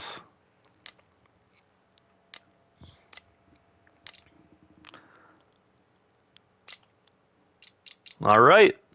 Game number 6. Now look at the overall differences right now. Meridian was a 76 overall. Mojave was an 88. Let's see what kind of difference we see on the scoreboard in this one. See the talent differential here.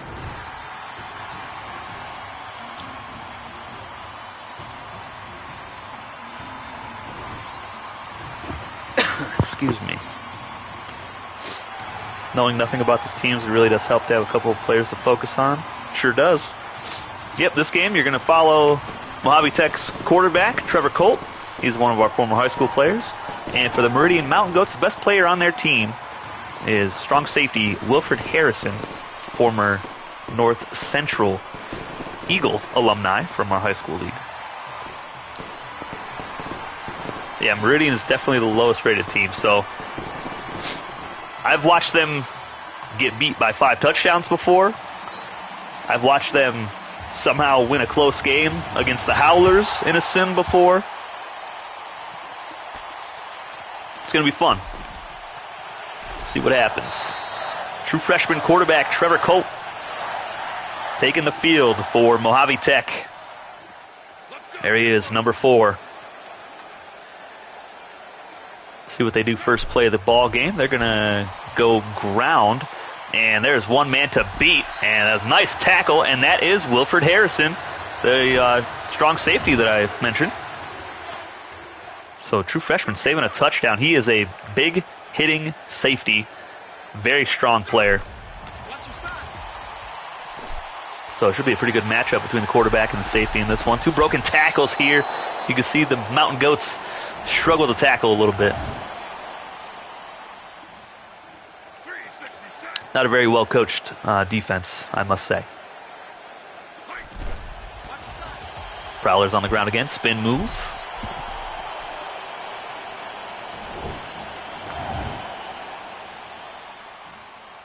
Here we go.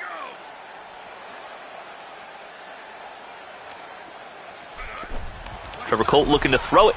Man, wide open. 7 or 8 yards on the pickup.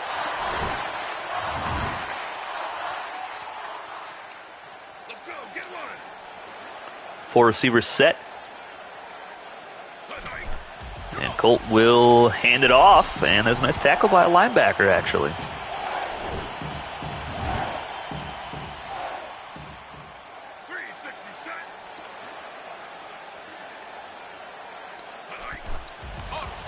Colt, screen pass, nice block there. And a good tackle again by Harrison, saving another touchdown. You can definitely tell where the star player is at all times right now, because he hasn't missed a tackle. Play action for Colt, and he is going to be sacked. The pocket looked clean for a second. The left tackle kind of had to backpedal a little too quickly. 360 set. Go. Colt looking to throw over the middle, wide open inside the red zone. We'll bring up third and manageable now, 3rd and 3. 280 set. Hike. Colt setting up the screen pass, good blocking, and a nice tackle. That'll be a first down, though, to the 12-yard line.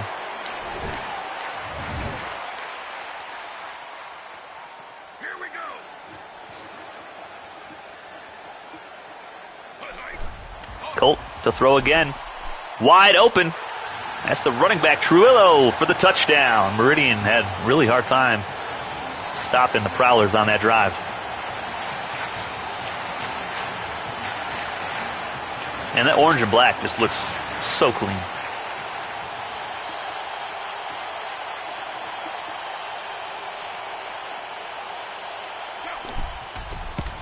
Extra point, just barely good. But the Prowlers on top, 7-0 now.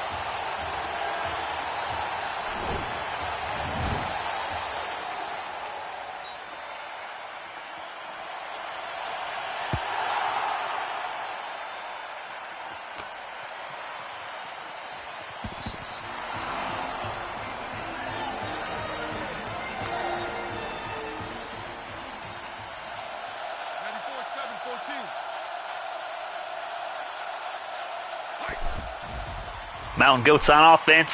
That pass is caught. Oh my goodness, that was dangerous.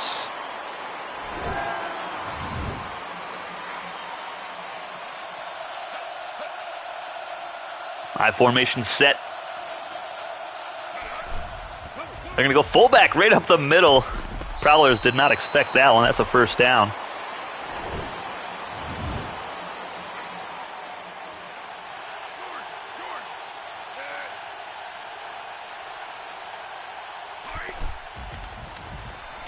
Goats setting up the screen pass. That was a nice little tackle right there. That'll end the first quarter. Prowlers on top 7-0.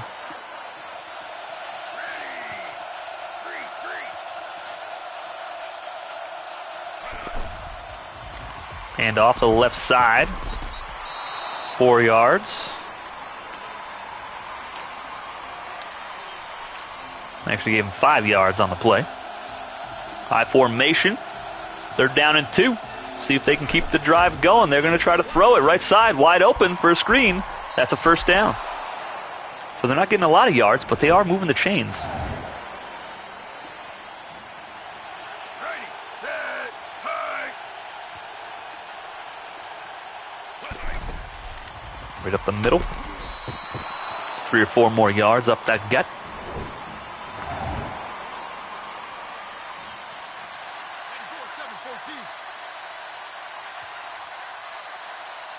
Two tight ends set. They're going to go fullback.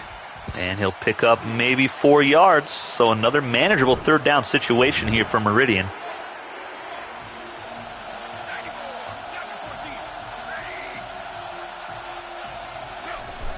And they'll look to throw it again. Screen pass right side, wide open. They're having a hard time defending the screen passes. Meridian inside the red zone now, threatening.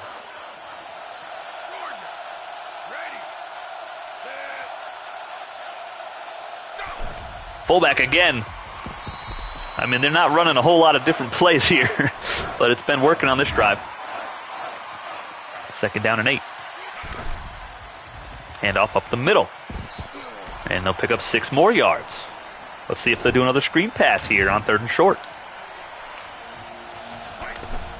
Hope they're going to hand it off up the gut. That's a first down. Meridian inside the 5-yard line.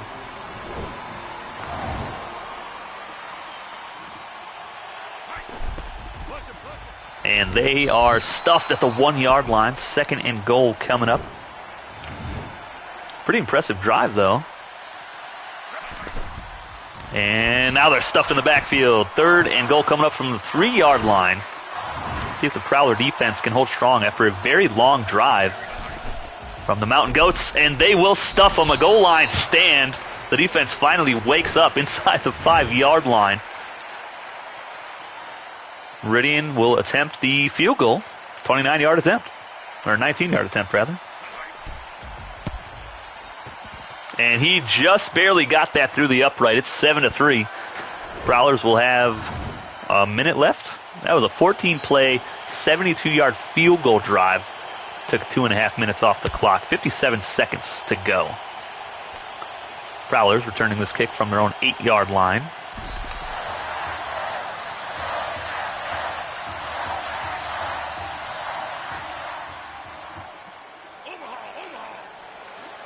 From their own 30-yard line. See what the Prowlers and Trevor Colt can do.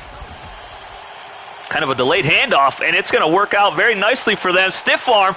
Running back is down the sideline, and he is going to take it the distance. Touchdown, Mojave Tech. What a run. Just gave him the forearm shiver. Kept it moving. I think that slight delay on the handoff really confused the heck out of this defense. You can see the talent and the speed difference there with Trujillo just breaking a tackle and cruising for 6. Extra point is good. 14-3. Prowlers lead.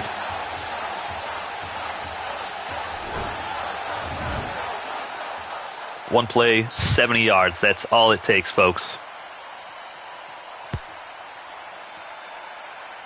Meridian's offense a little bit tired from that last drive that only got them a field goal. Let's see what they can do with 38 seconds.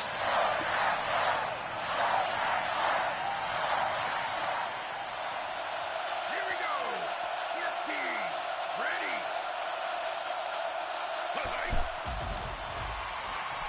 Over the middle, wide open. That's the halfback. Gets it up to the 45-yard line.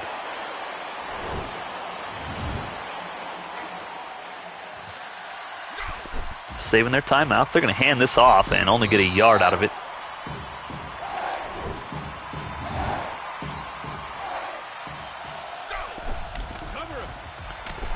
Wide open on a corner route. Oh my goodness, if only he had some speed, he might have been gone. Just dropped it around the 31-yard line. Might sound weird, but we need the bottom teams just like we need the top teams. Absolutely. No, I agree. Here's another screen pass set up very nicely. And Meridian inside the 5-yard line. 9 seconds to go, though. Last time they were in here, they got stuffed. Had to settle for 3. See if they can punch it in this time around.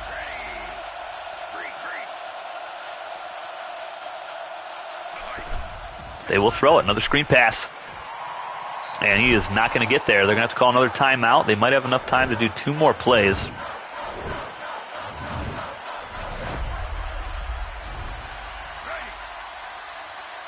Meridian's hanging around in the first half. They are. They're holding their own right now. They just can't get in the end zone. They're going to have to settle for another field goal try here. This might be the difference. You know, they can't punch it in. They can't find the end zone. They're actually going to go for it here.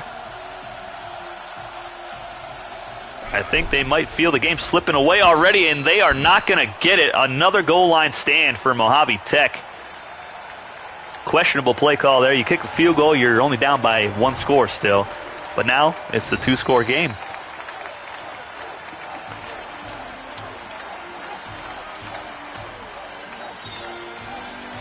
Mojave with 11 plays and 21 plays for Meridian.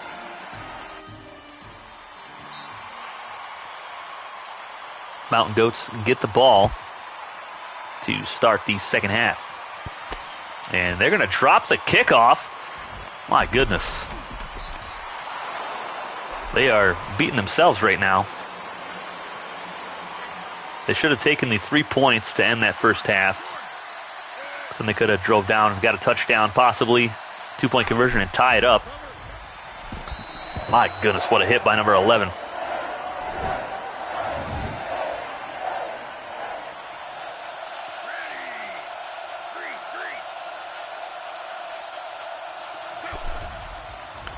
Meridian looking to throw a deep shot. They have a man. He's just not fast enough, I don't think. 36 is probably going to catch him here, and he will. Oh my goodness, they gave him the score. What a play for Meridian. He reached out at the last second with the ball to get in. Man, I thought 45 was going to catch him a long time ago, but he actually pulled away from him a little bit. What a play by number 15. Man, he is dancing on him. Not sure the Prowlers are going to take too kindly to that. Mountain Goats going for 2 here. And they are not going to get it. They have a really hard time when they get inside the 5-yard line. So luckily for them, they did score a touchdown on that big pass play. Because if he got dropped at the 1-yard line, I think Mojave Tech does the same thing. They get another stop on him.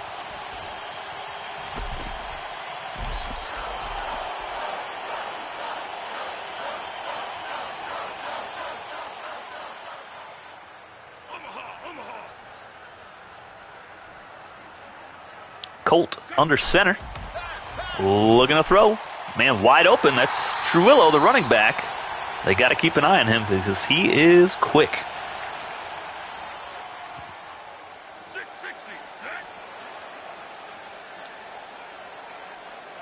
5-receiver set for Trevor Colt. Over the middle, deflected away. Nice play by the linebacker.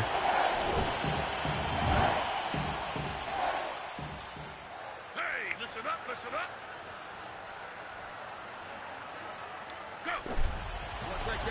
Looking to throw it again.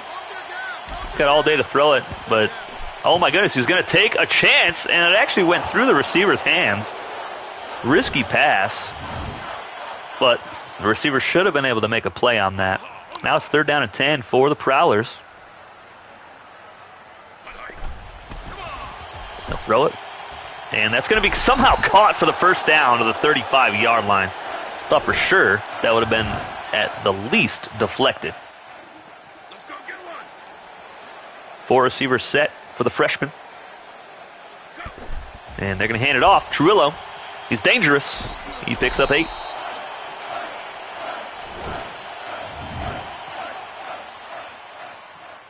Blue 42.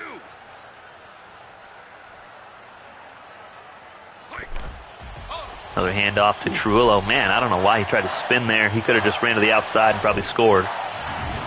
But that'll bring up 3rd down and 3 from the 28-yard line. I formation set. They'll hand it off. Trujillo easily has the first down up to the 15. They're really just having their way with him on offense. Let's go get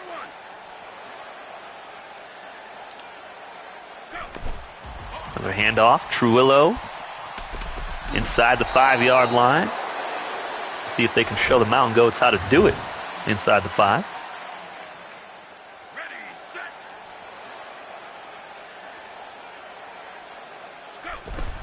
And they're going to hand it off to the fullback, who trucks the safety and punches it in for the score.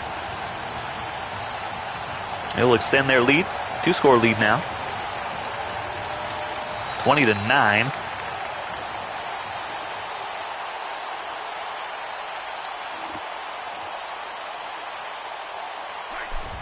Extra point is good.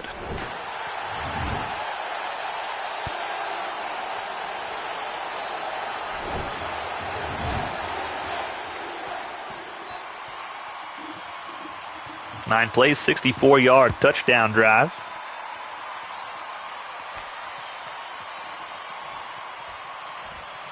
Mountain Goats with a decent return up to the 30-yard line.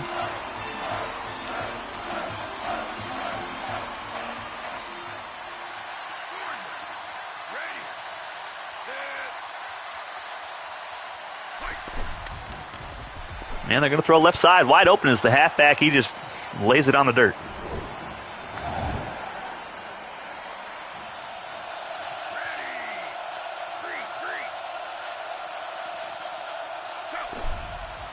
Looking to throw again. Quarterback throws left side, and this time the halfback hangs on to it for the first down to the 45-yard line.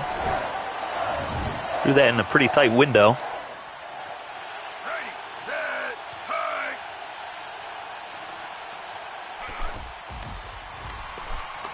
They'll with a quick pass. That's 15, the guy that scored the touchdown on the previous drive.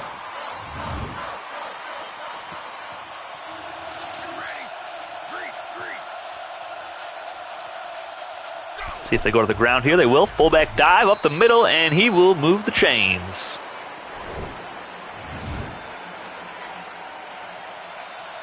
See if they'll snap the ball, and they will not snap the ball. So we are headed to the fourth quarter. Excuse me. My goodness. 21-9. Mojave Tech on top of Meridian College. Goats looking to throw. That was a risky pass. Should have been picked off by 40. Misjudged where it was going, I think. And the Mountain Goats move the chains again to the 33. Well, 32 and a half. Pass play off his back foot, and that is deflected away. Another one that should have been picked off by this Prowler defense. Here we go. 13. Ready. Deep shot, left side, nope. Fullback with a catch. Brings up third down and medium.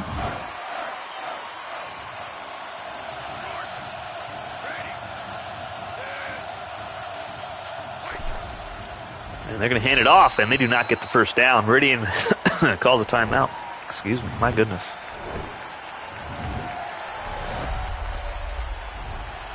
Fourth down and 1. They're going to hand it off, and it pays off for them. They get the first down to the 11-yard line.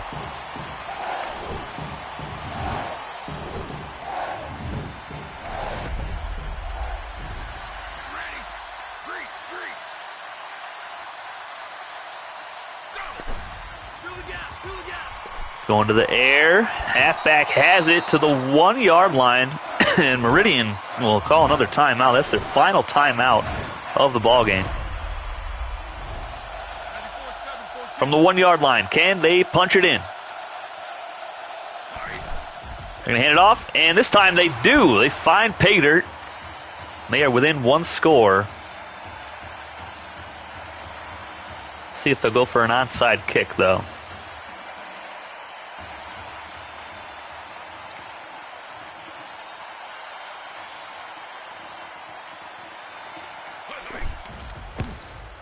Extra point is good. 21-16 is the score. 2:13 remaining. No timeouts. 12-play, 71-yard touchdown drive for the Mountain Goats. And they will kick it away.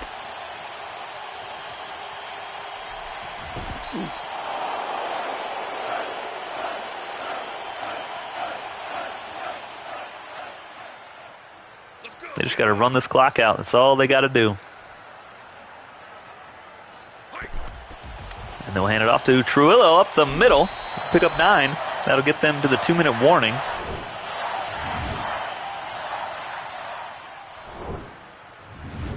And they're just going to kneel the ball down now. Man, I would have got one more first down. They're going to give the Mountain Goats another chance here.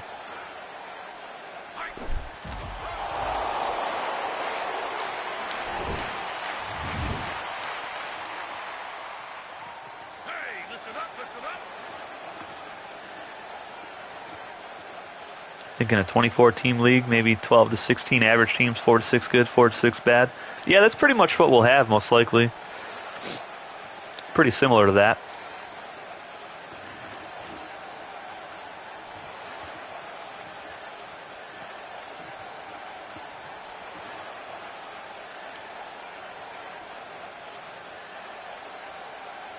So they're going to run this clock down as much as they can.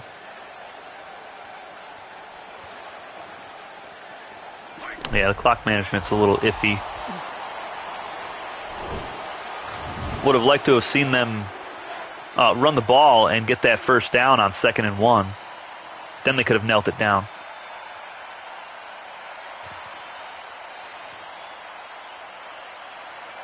So we will see the Mountain Goats on offense again.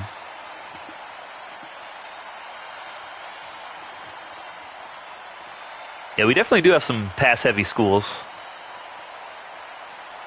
There's actually a playbook called pass heavy. So we'll see teams throw the ball a bunch. And there's a couple teams that'll be running the ball a lot.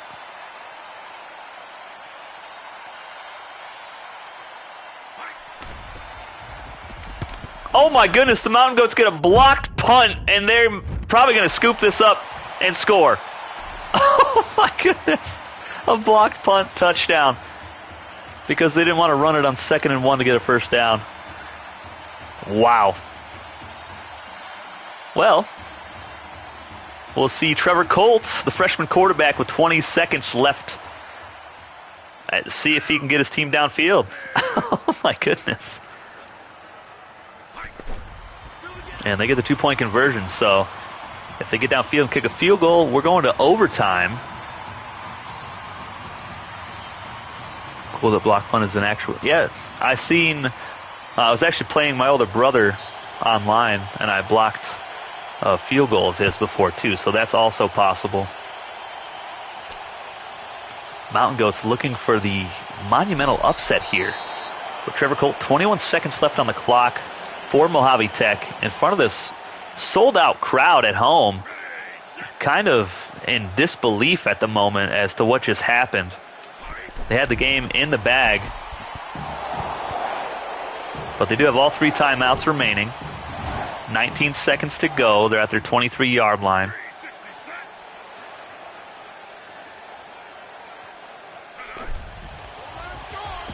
Wide open. They got him on the right side.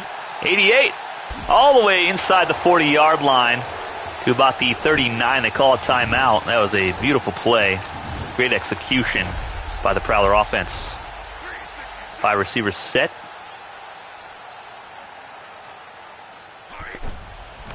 Trevor Colt looking to throw. He's going to be sacked. That is the opposite of what they wanted to happen on that play. My goodness.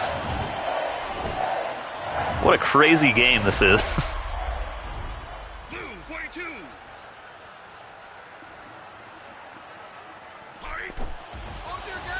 Colt looking to throw. He's got a man open, and he hangs on, and they call a timeout. 4 seconds left. They're in field goal range.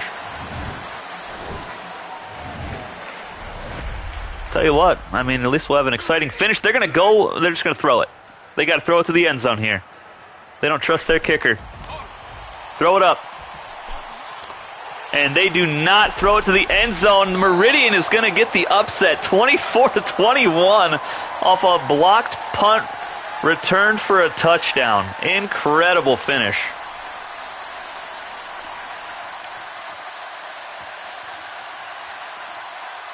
Coaches do plenty of numbingly dumb stuff. Absolutely. Oh my goodness. Did I say kickers are really bad in this game? A lot of them are, yeah. My goodness, I can't believe that just happened. So Mojave Tech had 26 plays on offense, and Meridian had 34. Outrageous that they just lost this game. Come on, man. Yeah, we can look. Let's see. We'll just click on these guys. Let's see. Go kickers.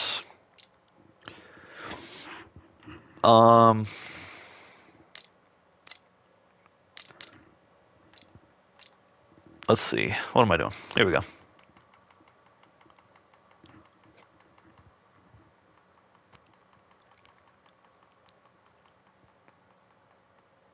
All right, so these kickers are good for Compton. But let's see. Where's Mojave? I mean, these kickers are about the same, too. I think it has more so to do with just the AI of kicking, I think. But what I could do in settings here. No, that's audio. Gameplay. So for sliders, where's kicking? Do we have kicking? Is there no kicking? There's no kicking. Okay, that's interesting. But anyways, I think it's more so an AI thing for kickers.